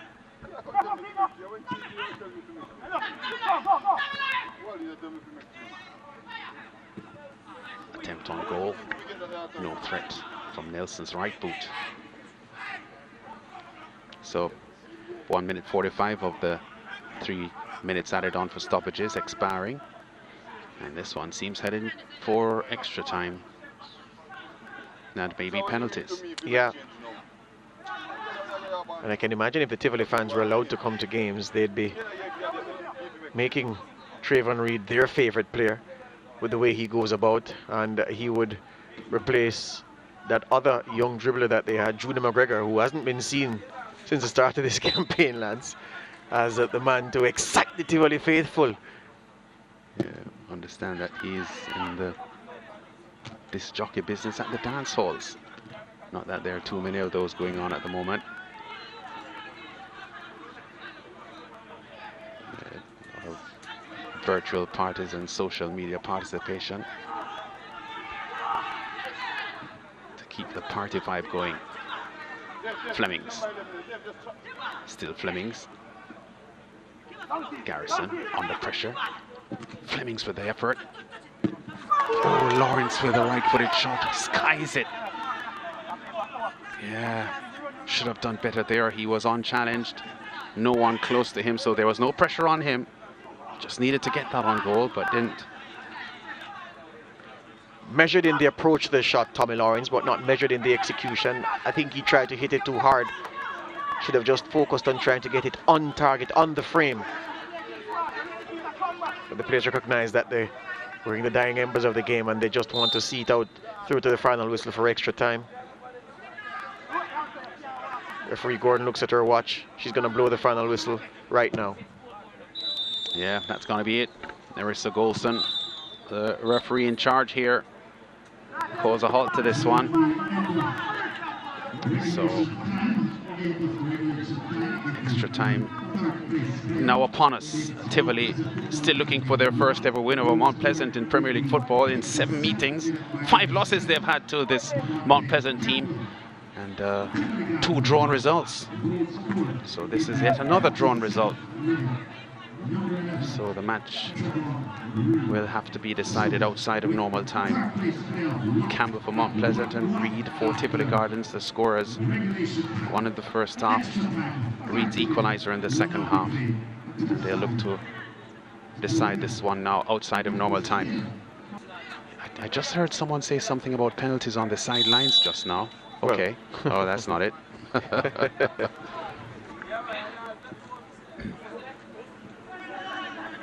Gaynor.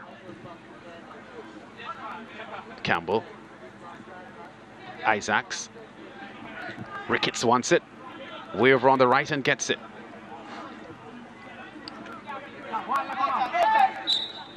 Wow.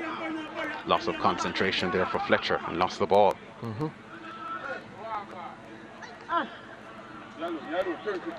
Liston James comes into the middle. Rankin to Isaacs.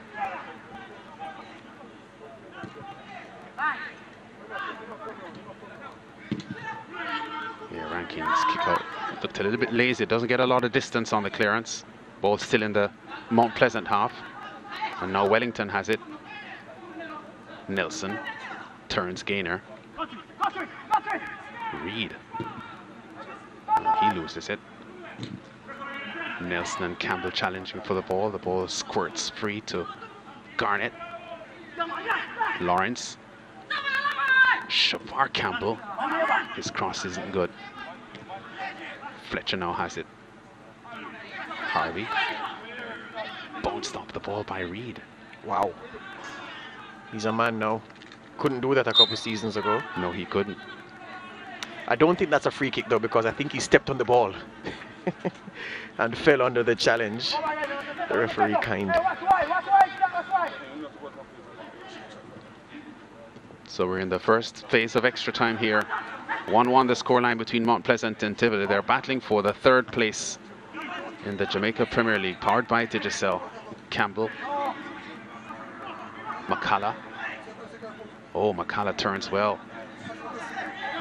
Offside. Beckford is offside. Yeah, that was the wrong pass though, Lance, because Fletcher to his right was creeping in behind the defenders, and there was enough space for the ball to be played into space for him to run onto. Beckford was always on the margins, hugging the center, the half line, trying to stay onside. Didn't do it.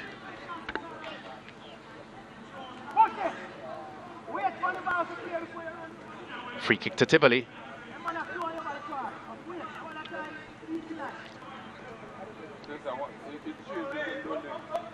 Yeah, Beckford angry at that offside call against him because he felt he was onside.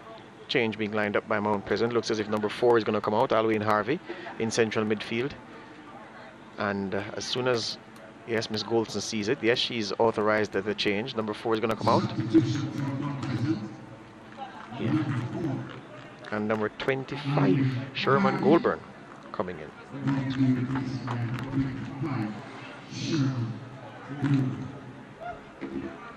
Yeah, Harvey making his trek off very, very slowly. Body language suggests that he's disappointed. He's taken out Sherman Goulburn in for him. So fresh legs on for Mount Pleasant for these extra time minutes. Garrison turns away from Gaynor. Nelson under pressure. Gaynor to Isaacs. Now Campbell with room on the left. Beckford to be challenged now by Pennycook. Campbell, can he get the cross in? No, he doesn't. Aiming there for Fletcher, who was running towards the 6-yard box, but the cross by Campbell not as good as it needed to be. Verdict, left foot not as good as the right. Yet. He's what, 17? Yes. Give him some time. Garnett's long kick out to Nelson. Nelson can't keep the ball, but Garrison recovers for Tivoli. Wellington under pressure. Liston James looking calm at central defense for Mount Pleasant. Now there goes Gaynor. Yeah, Gaynor harassed constantly by Nelson.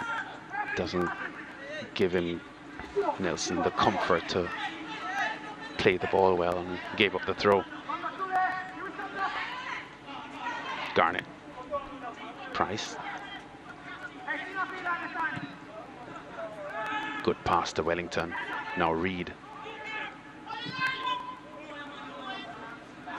Lawrence. Offside. Yeah, Lawrence took his eyes off where he was and was watching the ball. Yeah, by the time the ball was being shifted towards him, the Mount Pleasant defenders had organized themselves into that good line. So they knew he would have been offside if the pass was completed to him.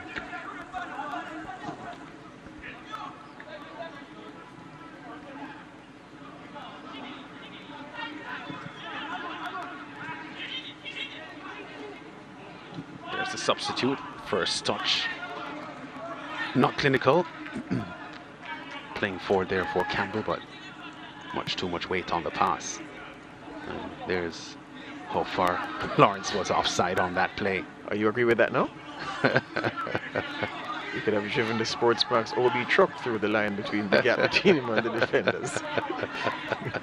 Wow. Pennycook. Yeah, Nelson roughed up from behind by Gaynor. Free kick.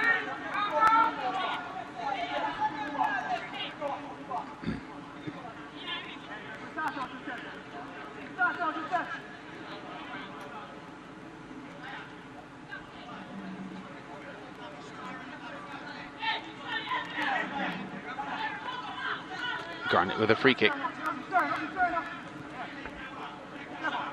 Didn't start the last game against Cavalier in their 0-0 draw. That decided their semi-final, Garnett. But pretty solid to that holding midfield for them.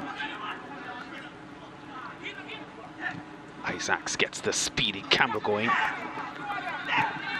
One-time pass inside looking for McCalla. Oh, just a touch too forward for McCalla to get to. Yeah, again, if that was on the right foot, I suggest to you that the pass would have been pinpoint. Reed under pressure there, but does well. Really love to see him in this Tivoli team. There's no doubt he's the general of the team. Campbell. There's some thunder now, so some weather hovering around. You realize that we've had rain, we've had fog, we've had blazing sunshine. Handball on Garrison. We've had everything. Yeah, there was some hail in Kingston a couple of days ago, as there was in Trinidad and Tobago last weekend. On Thursday, to be precise. Yeah, so there's something happening in the Caribbean as far as precipitation is concerned. That's a big word on this Saturday, Whitaker. Precipitation. Never heard it. Price to Campbell. Lawrence wants it, but Campbell is looking inside. He goes for Wellington, but doesn't find Wellington. Throw to Mount Pleasant deep inside their own half. Yeah, that one of these teams needs to take a collective deep breath, fill the lungs, and just go hard for the remainder of this game to get this done before extra time. Before extra time is over, before the penalty kicks come calling. A break in play, though. Garrison being spoken to by referee Nerissa Gordon.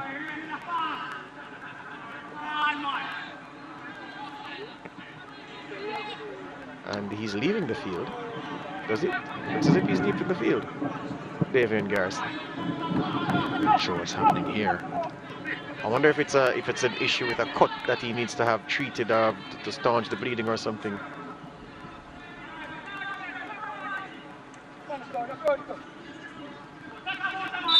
Garrison is gone to the sidelines. Yeah. He sits. Oh, he sits. Yeah. Was there a change made? I didn't see a change made. Okay, so Garrison is off.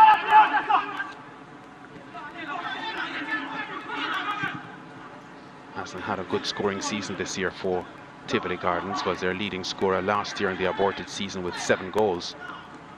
Wow. Campbell, brave, trying to get by Pennycook here. Has done really well up to this point. Slides a pass inside looking for Beckford, but Beckford didn't get to it in time.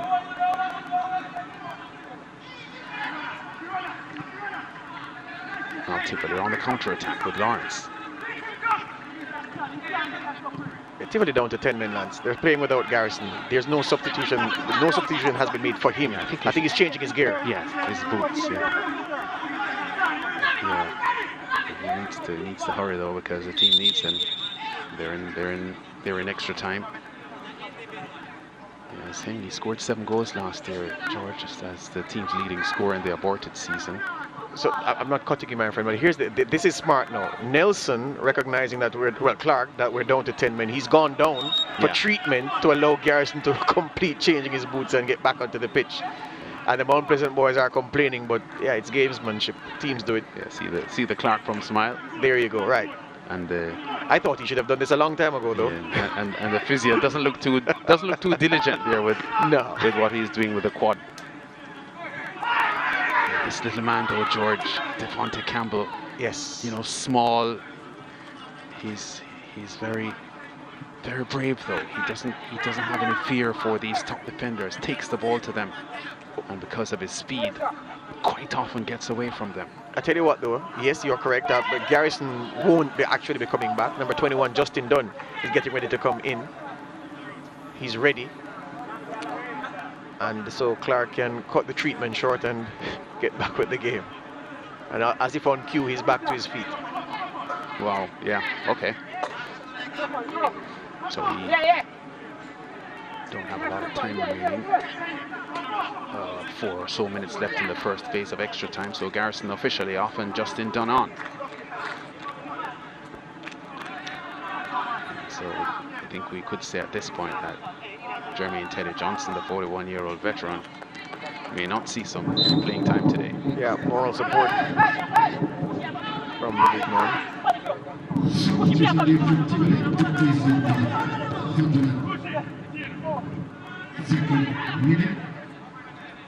There goes Isaacs. Campbell. Pass up and misdirected. Lawrence wins it. Now Pennycook. Reed. Under pressure from Ricketts. Reed gets away from Ricketts. Wellington. It's the substitute. Done. Corner. Yeah, good play from him. Didn't fancy his chances taking the left back for speed down that side.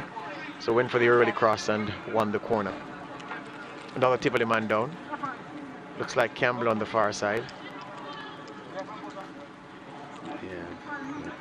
There's Reed has created problems for the Mount Pleasant defenders today. And there's Campbell up and ready again, grimacing a bit, so he's in some discomfort. Wellington with a corner kick here for Tivoli Gardens. Big Price goes into the box.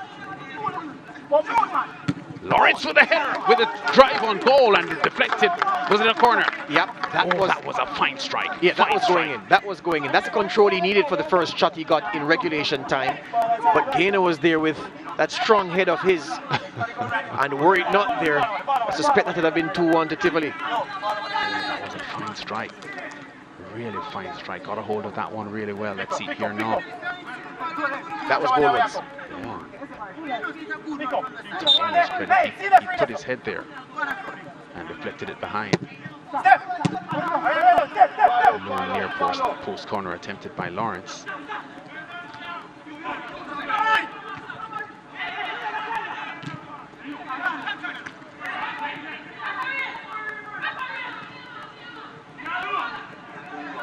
Campbell pulls 2 players with him and gets the pass inside. Quick pass to the right from Isaacs, finding Ricketts. Yeah. Heard you make a point earlier about Tasani Ricketts and the number of pieces of tape that he's wearing. He is at his best, a fine athlete, but he hasn't been athletic since coming on. I think he's just carrying maybe a knock or 2. Yeah. Doesn't look fluent at all. Beckford. First touch not as good as it needed to be. Now he gets the pass to Ricketts, the cross. Pennycook's header out. Second header out by Pennycook. And now Gaynor has it. McCullough. Pennycook with a challenge unsettles him. Now Wellington.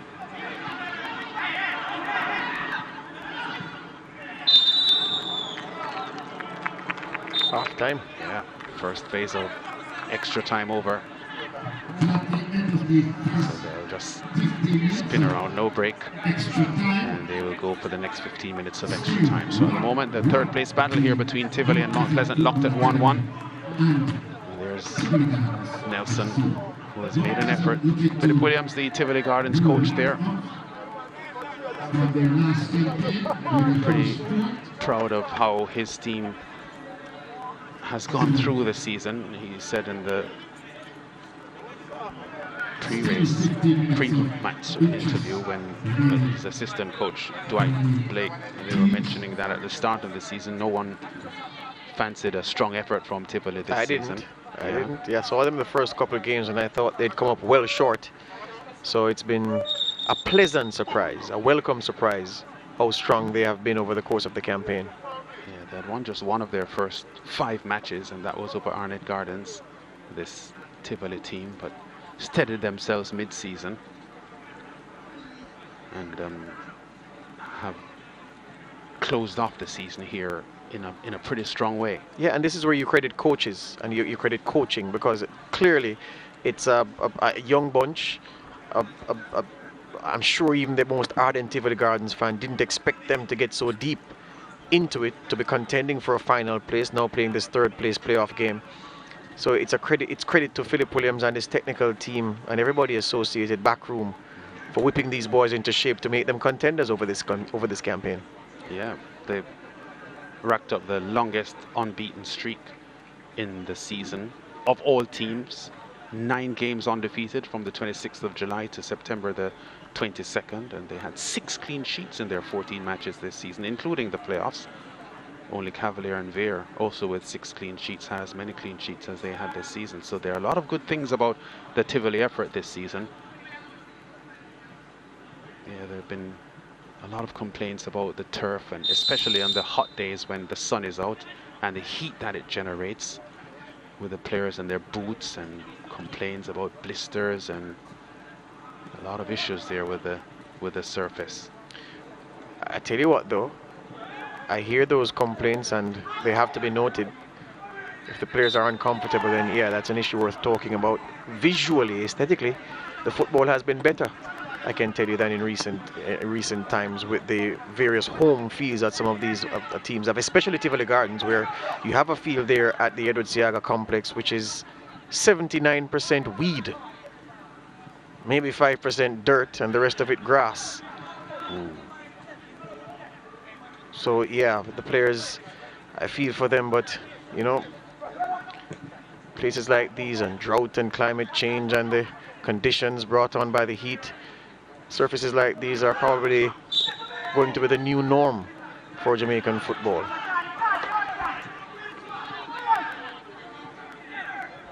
Yeah, good skill there shown by McCalla on that play, but he was fouled. Free kick to Mount Pleasant as Tivoli are getting ready to make a couple of changes.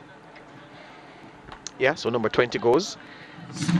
That's Anthony Nelson. Very quiet game from him. I'm surprised he's lasted as long as he has. He comes out. Number 8 will come out as well. That's Shavar Campbell, who looks to have been either suffering from cramp or an injury. His number is up, number 8. He hasn't seen it yet. He's seeing it now. So Clinton Ashley comes in, number 16, to replace number 20. I think Steve McQueen is coming in as well, the number 24. Stephen McQueen is one of the leading fashion designers in the UK. Had a stint with the Vogue magazine as well, and so I wonder if this Steve McQueen is going to add any class and style to proceedings. Maybe some drama as well, because there was an actor called Steve McQueen wasn't there. You're talking about, hold on. Oh, good skill here by Reed. Still Reed slides the ball into Dunn. Dunn's cross inside, and Liston James gets the boot away. Talking about the man who starred in Bullet and the Magnificent Seven. Here comes Reed once again. Reed setting himself up. Harris consistently there by the substitute, putting pressure on for Mount Pleasant. This cross dangerous, but Liston James gets in the way.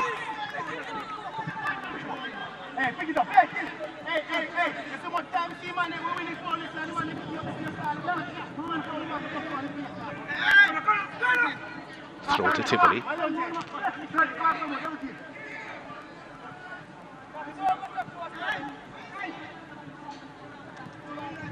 Yeah, here's a throw now. Wellington gets there first.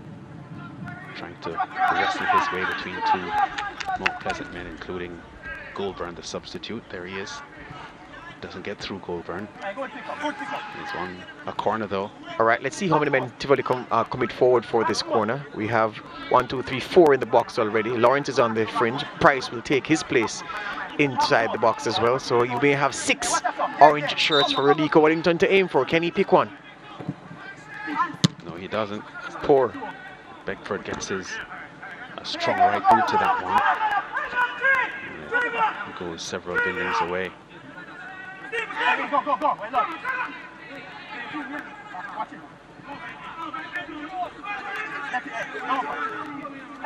With a throw for Tivoli Gardens, deep inside the Mount Pleasant half. Yeah. Goes fairly long with the throw inside. Ricketts with a header out.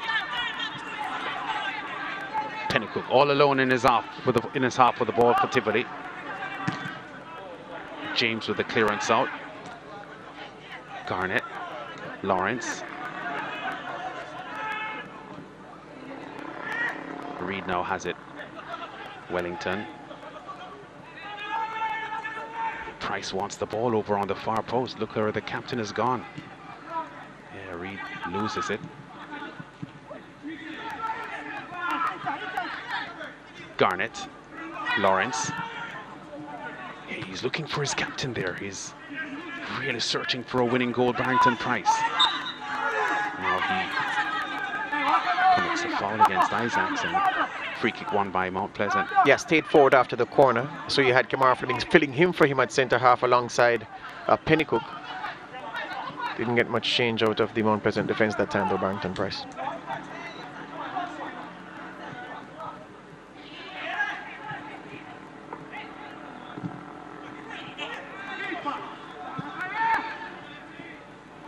Less than 10 minutes of the second phase of extra time remaining now. And the sun is out once again in all its brilliance. It's been intermittent all afternoon, the sun and partially cloudy conditions. Nicholas Clark is down again, the Tivoli keeper. And Larissa Golson, the referee, going to pay him some attention. The Waterhouse team on an adjoining playing field, getting themselves loose for the final. Yeah, you know, for some coaches this would be a problem though, because they would have calculated their preparation for the game to the T. So to have extra time to warm, they wouldn't have planned for that. Yeah. And it would have been off-putting. I can hear someone like Jose Marino complaining. Yeah. Well, we didn't prepare for an extra half an hour of warming up. Because with the coaches at the highest level and coaches coaching at a good level, everything is planned. Warm up this time to that time. Team talk that time to that time. Yeah. Leave the players alone that time to that time. And so this extra time that wouldn't have been accounted for. So let's see. Number 10 has been summoned from the bench for Tivoli Gardens. And number 27 goes out. Wow. So 27 is Garnett in the midfield, and sensing penalties or perhaps trying to win it in the rest of the time that is left on the clock. The veteran, the warhorse, has been sent for, Lance. Yeah, can't say that's a surprising move, because against tired legs, Jermaine Teddy Johnson, there he is, could create havoc for the Mount Pleasant defensemen. Extremely good dribbling skills, a lot of confidence, a lot of vision on the ball, and pretty solid from the penalty spot as well, which could very well decide this fixture. Yeah, coming on looking like Maradona from Italia 90, Lance, carrying a lot of weight around the midriff. Maybe like Cricket West Indies, he got a medical exemption from the Tivoli medical staff. He would have been given one.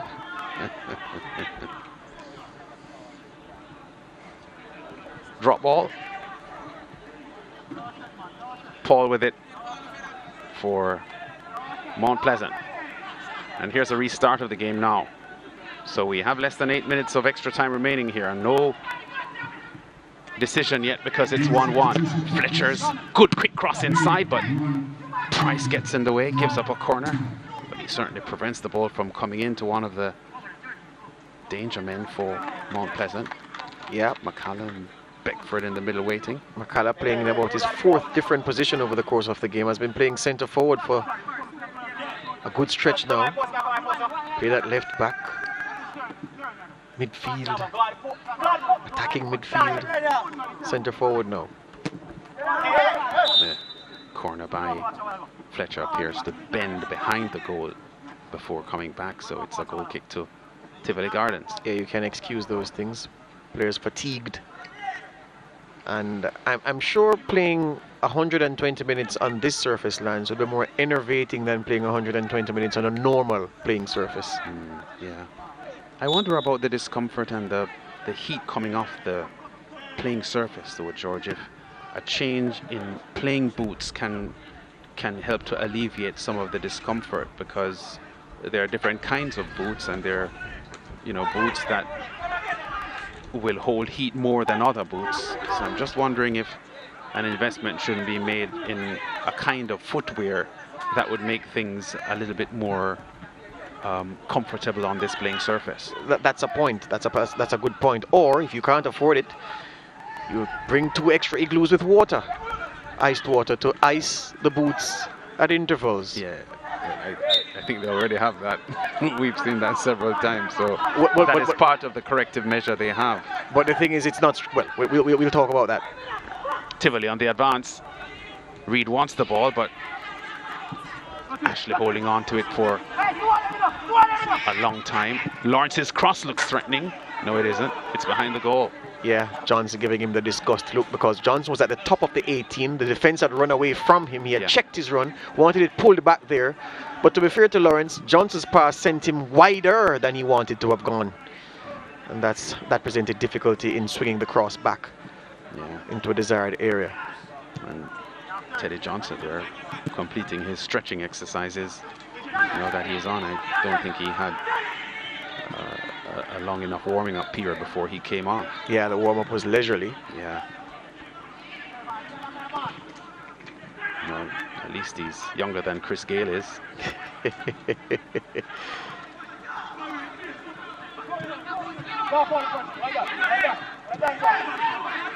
Tivoli now on the counter. Isaacs gets in the way. Mount Pleasant on the attack now.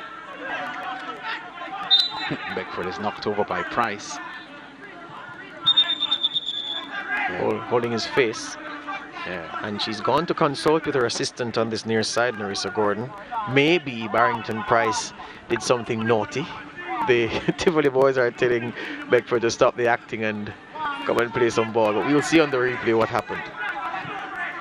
Yeah, it was an off-the-ball incident because both were jockeying in positions. Well, Beckford certainly wanting the pass to come his way. She has the card out, Lance, Narissa Gordon, so perhaps it is that the assistant told her that Price did something illegal.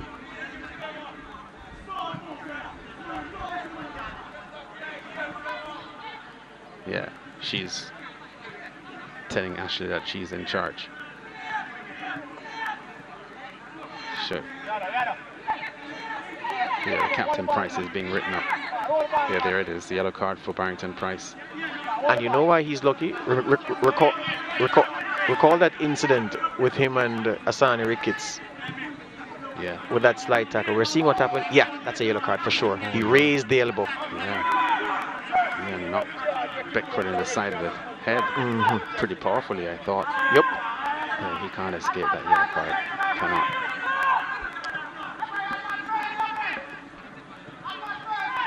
Yeah, I was saying that the slide tackle in the second half on Osani Ricketts, which could have been a red card.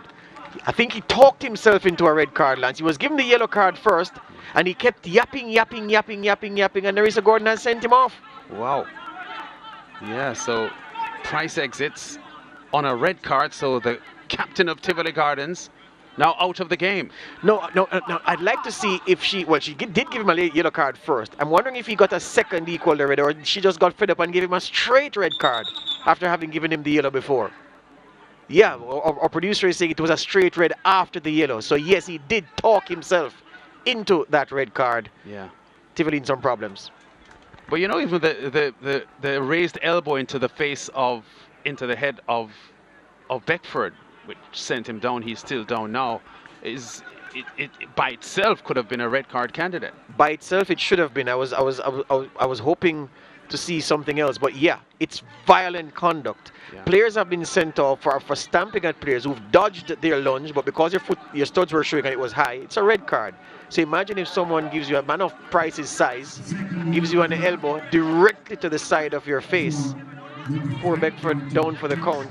That was violent conduct. Got away with it because he only got a yellow card, but he decided to give the referee some lip, and she responded with the red card.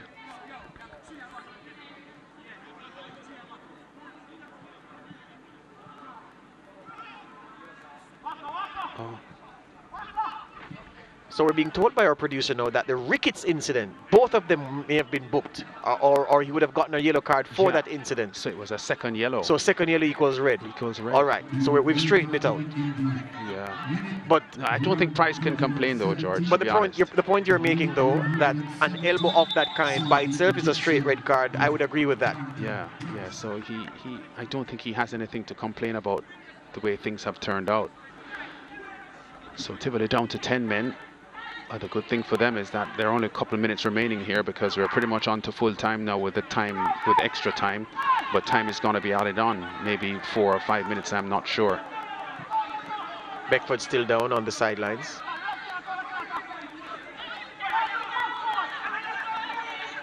Yeah.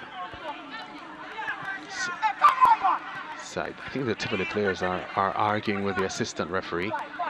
Yeah, they're arguing about the location of the free kick because they're saying it wasn't in the position that the Mount Pleasant boys are spotting the ball in. Yeah. Was it closer? Because they probably don't want it too close, because if it's too close, it's going to be difficult to bend around the wall and then get into the goal. So they may want to take the kick a little further out from where the incident happened. Yeah. Meanwhile, Mount Pleasant is getting ready to make a change.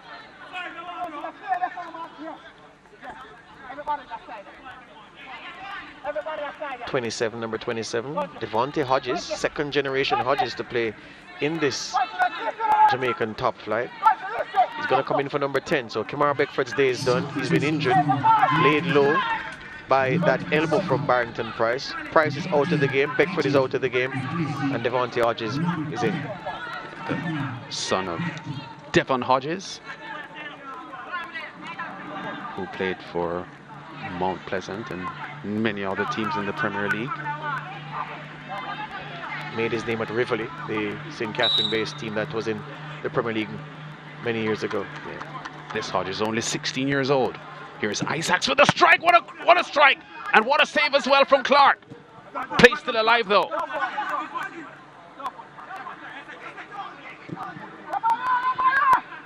That was a tremendous strike from Isaacs. And here comes Johnson. Still Johnson. Yeah, good recovery challenge there from Osami Ricketts. There were 4 or 5, or at least 4 players chasing Termy Cheddy Johnson there. Yeah, that was a powerhouse of a strike from Kevon Isaacs. Tremendous, but guess what? Johnson, 15 pounds of goal, Lance. Different thing. Yeah. 2 defenders, half line, level surface. Oh my, he would have been favourite. Yeah, and the run apparently is taking something out of his cardio there, George. Oh yes. Oh yes. And Clark is down again for Tivoli.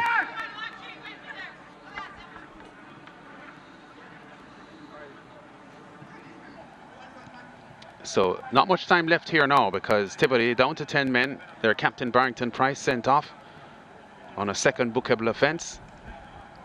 Clark, the Tivoli goalkeeper, now down at the moment. 2 minutes added on for stoppages. Those 2 minutes have expired. So there's much time left in this fixture. This one heading for penalties. Yeah, the last few minutes have been stop-start because of there've been a raft of changes in the last few minutes, along with the red card incident.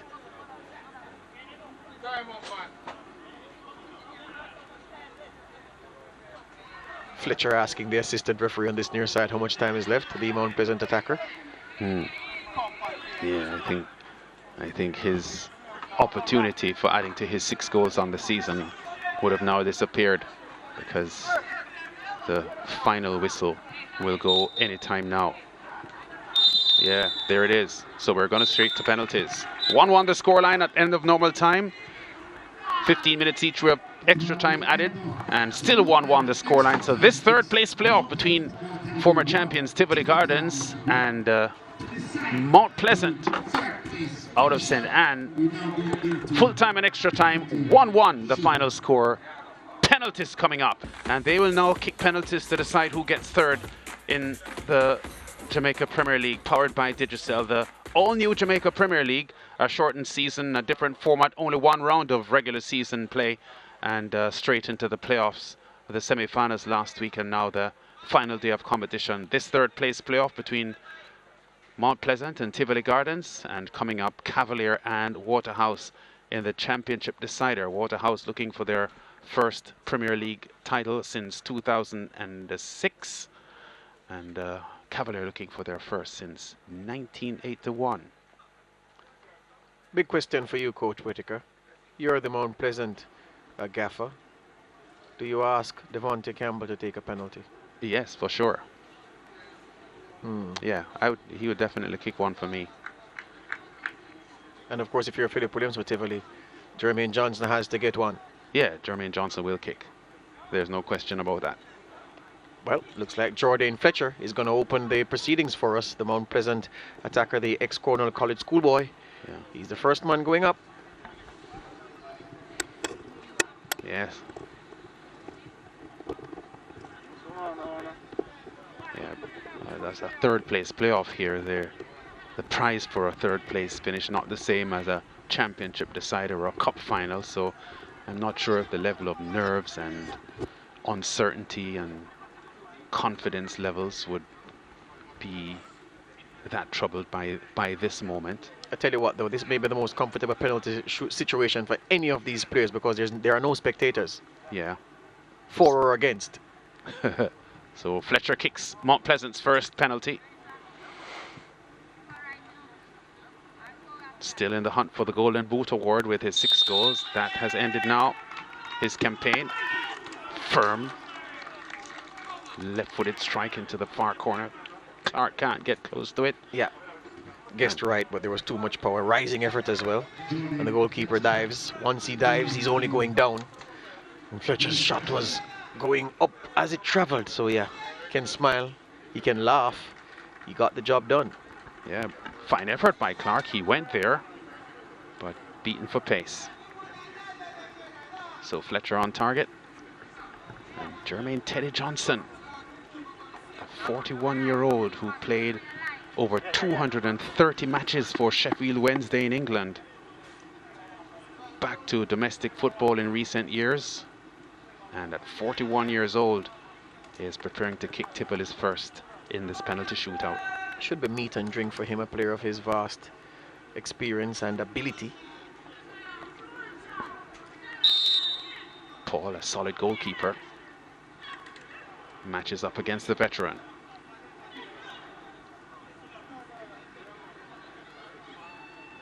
Yeah, here comes Johnson now. Yeah, Paul went there, but pace and placement beats him, and Johnson shows how it's done. Yeah, principle is if you place it in either corner, highly unlikely the goalkeeper will get there if you put enough pace on it. There was enough pace. And almost got there, but beaten for pace. Yeah, the pace. Jermaine Teddy Johnson, just 1 goal on the season for him. Strikes here from the penalty spot. No heckling, no encouragement. I said no spectators. Correctly, I should have said no fans, because people are here working, so they're watching, but no fans. Makala, Mount Pleasant's captain. Very, very solid penalty to the right of the goalkeeper, who doesn't even move. That one hitting into this inside half of the netting. And a very solid kick from the Mount Pleasant skipper, Sula Makala. Yep, made it look easy.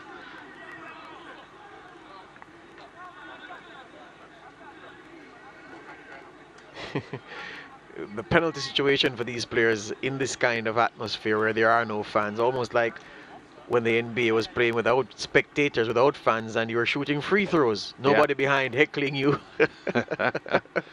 So it's a substitute, Steve McQueen, who has Tivoli's second kick. Looks nervous though. Let's see what he does here. Paul went close to Johnson's penalty. McQueen strike. No nerves on in the target. delivery. Yeah. Didn't go that far away from the goalkeeper, but the goalkeeper made the dive in the wrong direction. Yes, sir.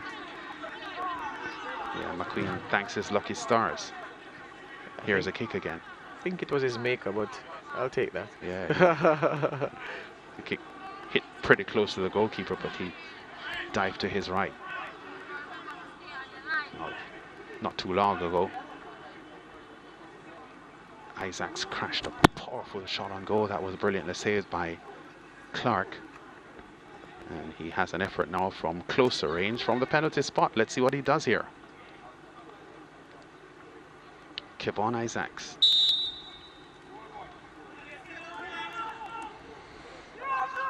Clark looks prepared.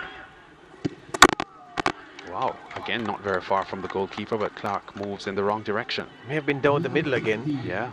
And after the fact, we always say, well, if the goalkeeper didn't move, he would have saved it. And he would have if he hadn't moved, but he gambled and lost. Yeah, your favorite player, George, of the past, Panenka, that was his philosophy. The goalkeepers tend to move. Yeah. So you just, chip the ball, center of the goal, and it will score. Yeah, Antonin Panenka, 1974, final of the European Championships for then Czechoslovakia. Yeah. Yep. Reed has Tivoli's third kick.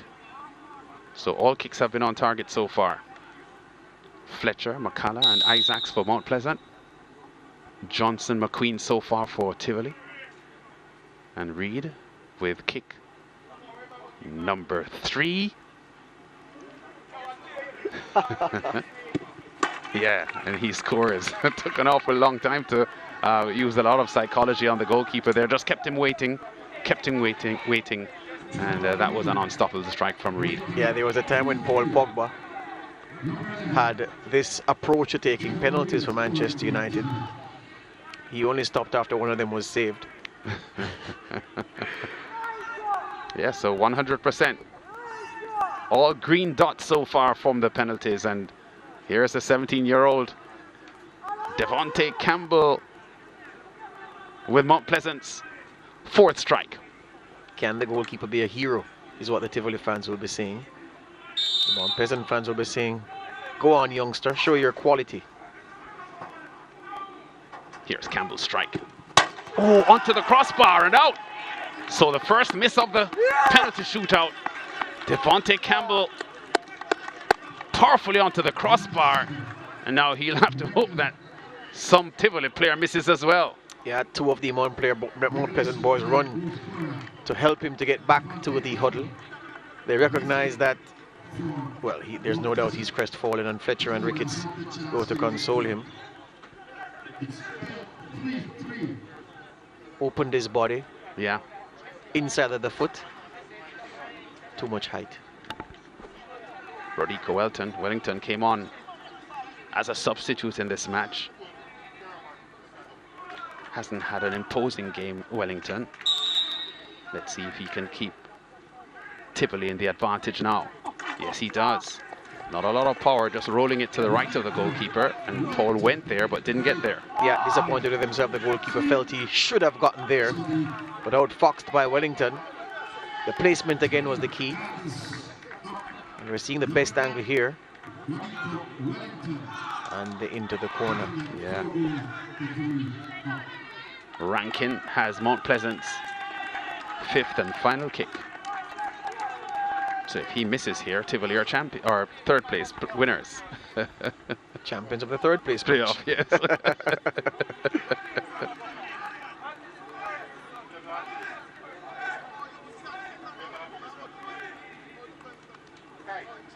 Rankin has to score to keep Mount Pleasant's hopes alive in this 3rd place playoff. He misses.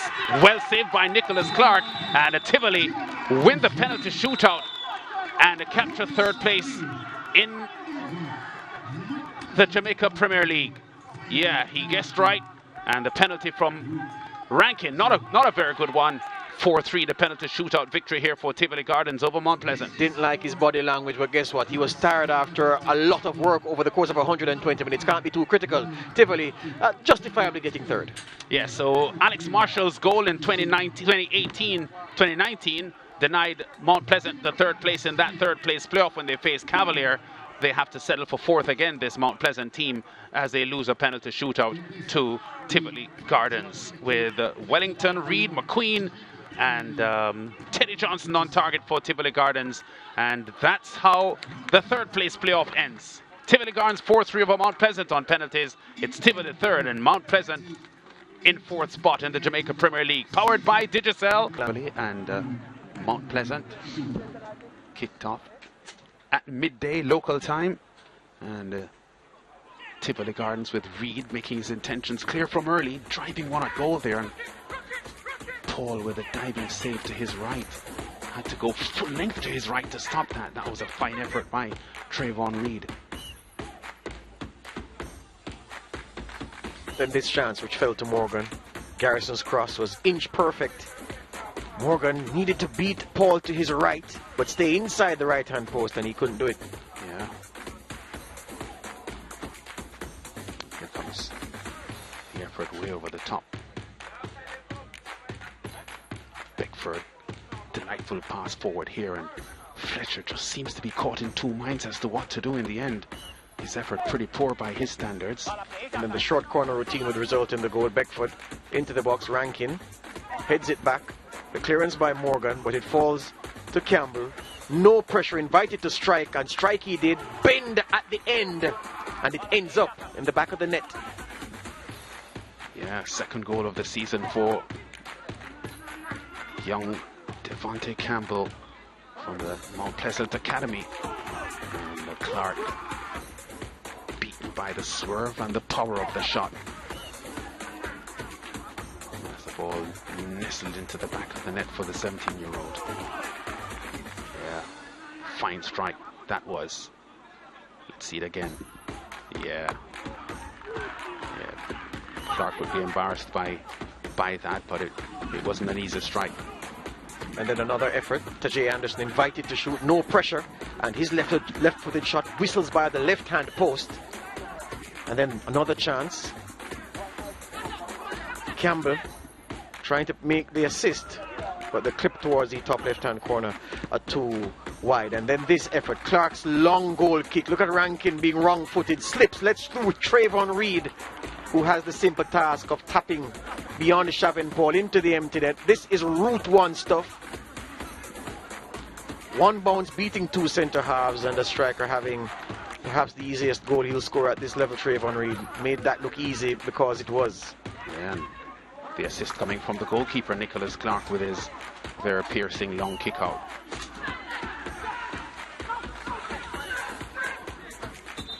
Reed has had a good game for Tivoli. Medico Wellington here aiming for the right hand post, misses it.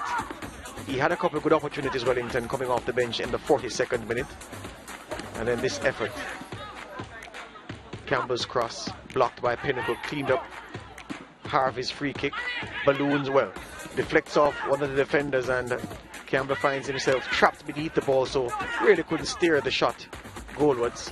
Yeah. Look at this turn, leaves Flemings for dead. Pennycook though comes across the cover ground, the centre half. Flemings runs back, two obstacles. What does he do? Slips a pass to Kimara Beck for the first touch, isn't good. And the goalkeeper's pressure throws him off further, but this was a lovely turn. Yeah. A lot of quality in this play, George. Everything he did was magic. And his ability to be a provider as well, illustrated on that play, finding Beckford in between defenders. Garrison to Flemings. Flemings is cross-driven, deflects, finds its way to Lawrence, and Lawrence going for power. Skies it when really that needed a... It's ended now, his campaign. Firm. Left-footed strike into the far corner. Clark can't get close to it. Yeah. guessed right, but there was too much power. Rising effort as well. And the goalkeeper dives. Once he dives, he's only going down. And Fletcher's shot was going up as it traveled. So yeah, he can smile, he can laugh. He got the job done. Yeah, fine effort by Clark. He went there, but beaten for pace. So Fletcher on target. And Jermaine Teddy Johnson, a 41-year-old who played over 230 matches for Sheffield Wednesday in England. Back to domestic football in recent years. And at 41 years old, is preparing to kick Tivoli's first in this penalty shootout. Should be meat and drink for him, a player of his vast experience and ability. Paul, a solid goalkeeper, matches up against the veteran.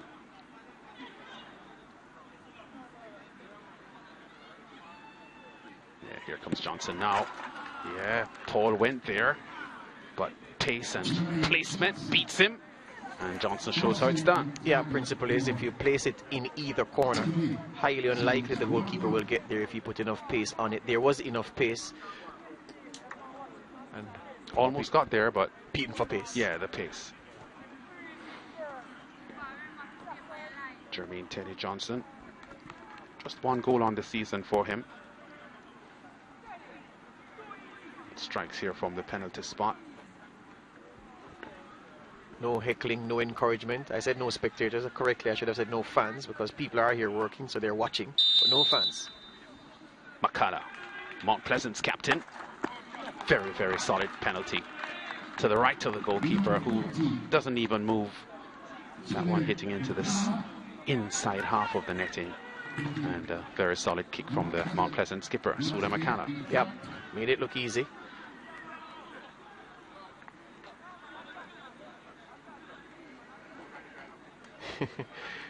The penalty situation for these players in this kind of atmosphere where there are no fans, almost like when the NBA was playing without spectators, without fans, and you were shooting free throws. Nobody behind heckling you. So it's a substitute, Steve McQueen, who has Tivoli's second kick. Looks nervous though. Let's see what he does here. Paul went close to Johnson's penalty. McQueen strike. No nerves on the delivery. Yeah. Didn't go that far away from the goalkeeper, but the goalkeeper made the dive in the wrong direction. Yes, sir. Yeah, McQueen thanks his lucky stars. Here's a kick again. I think it was his maker, but I'll take that. Yeah. The kick hit pretty close to the goalkeeper, but he dived to his right. Not too long ago, Isaacs crashed a powerful shot on goal. That was brilliantly saved by Clark. And he has an effort now from closer range from the penalty spot. Let's see what he does here. Kevon Isaacs.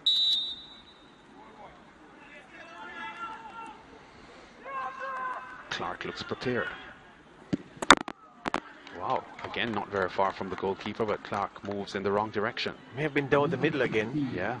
And after the fact, we always say, well, if the goalkeeper didn't move, he would have saved it. And he would have if he hadn't moved, but he gambled and lost. Yeah, your favorite player, George, of the past, Panenka, that was his philosophy. The goalkeepers tend to move. Yeah. So you just, chip the ball, center of the goal, and it will score. Yeah, Antonin Panenka, 1974, final of the European Championships for then Czechoslovakia. Yeah. Yep.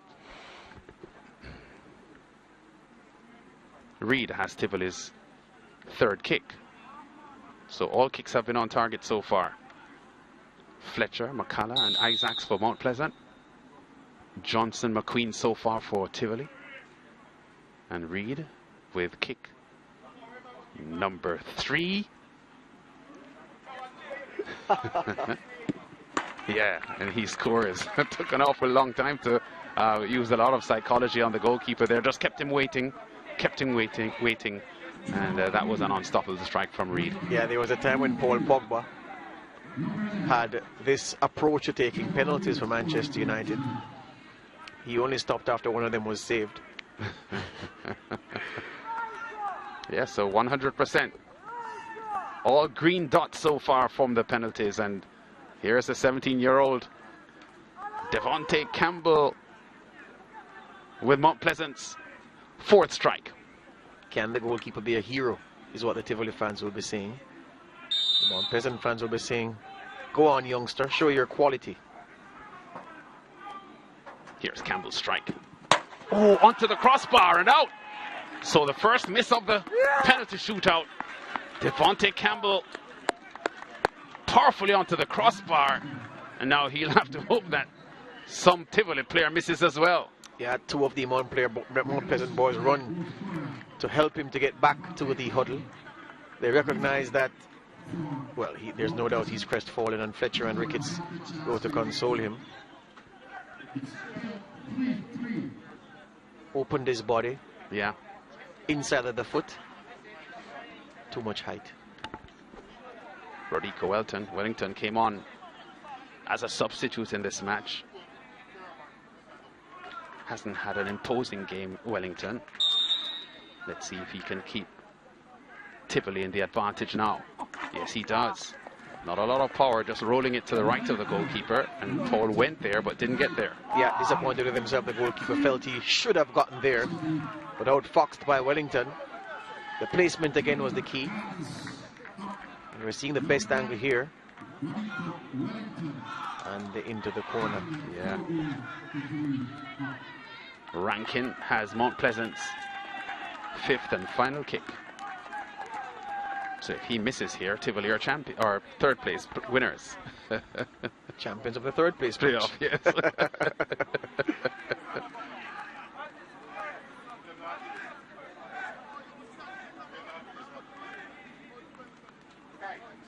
Rankin has to score to keep Mount Pleasant's hopes alive in this 3rd place playoff.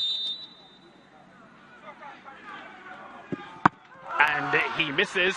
Well saved by Nicholas Clark. And Tivoli win the penalty shootout and capture 3rd place in the Jamaica Premier League. Yeah, he guessed right. And the penalty from Rankin, not a very good one.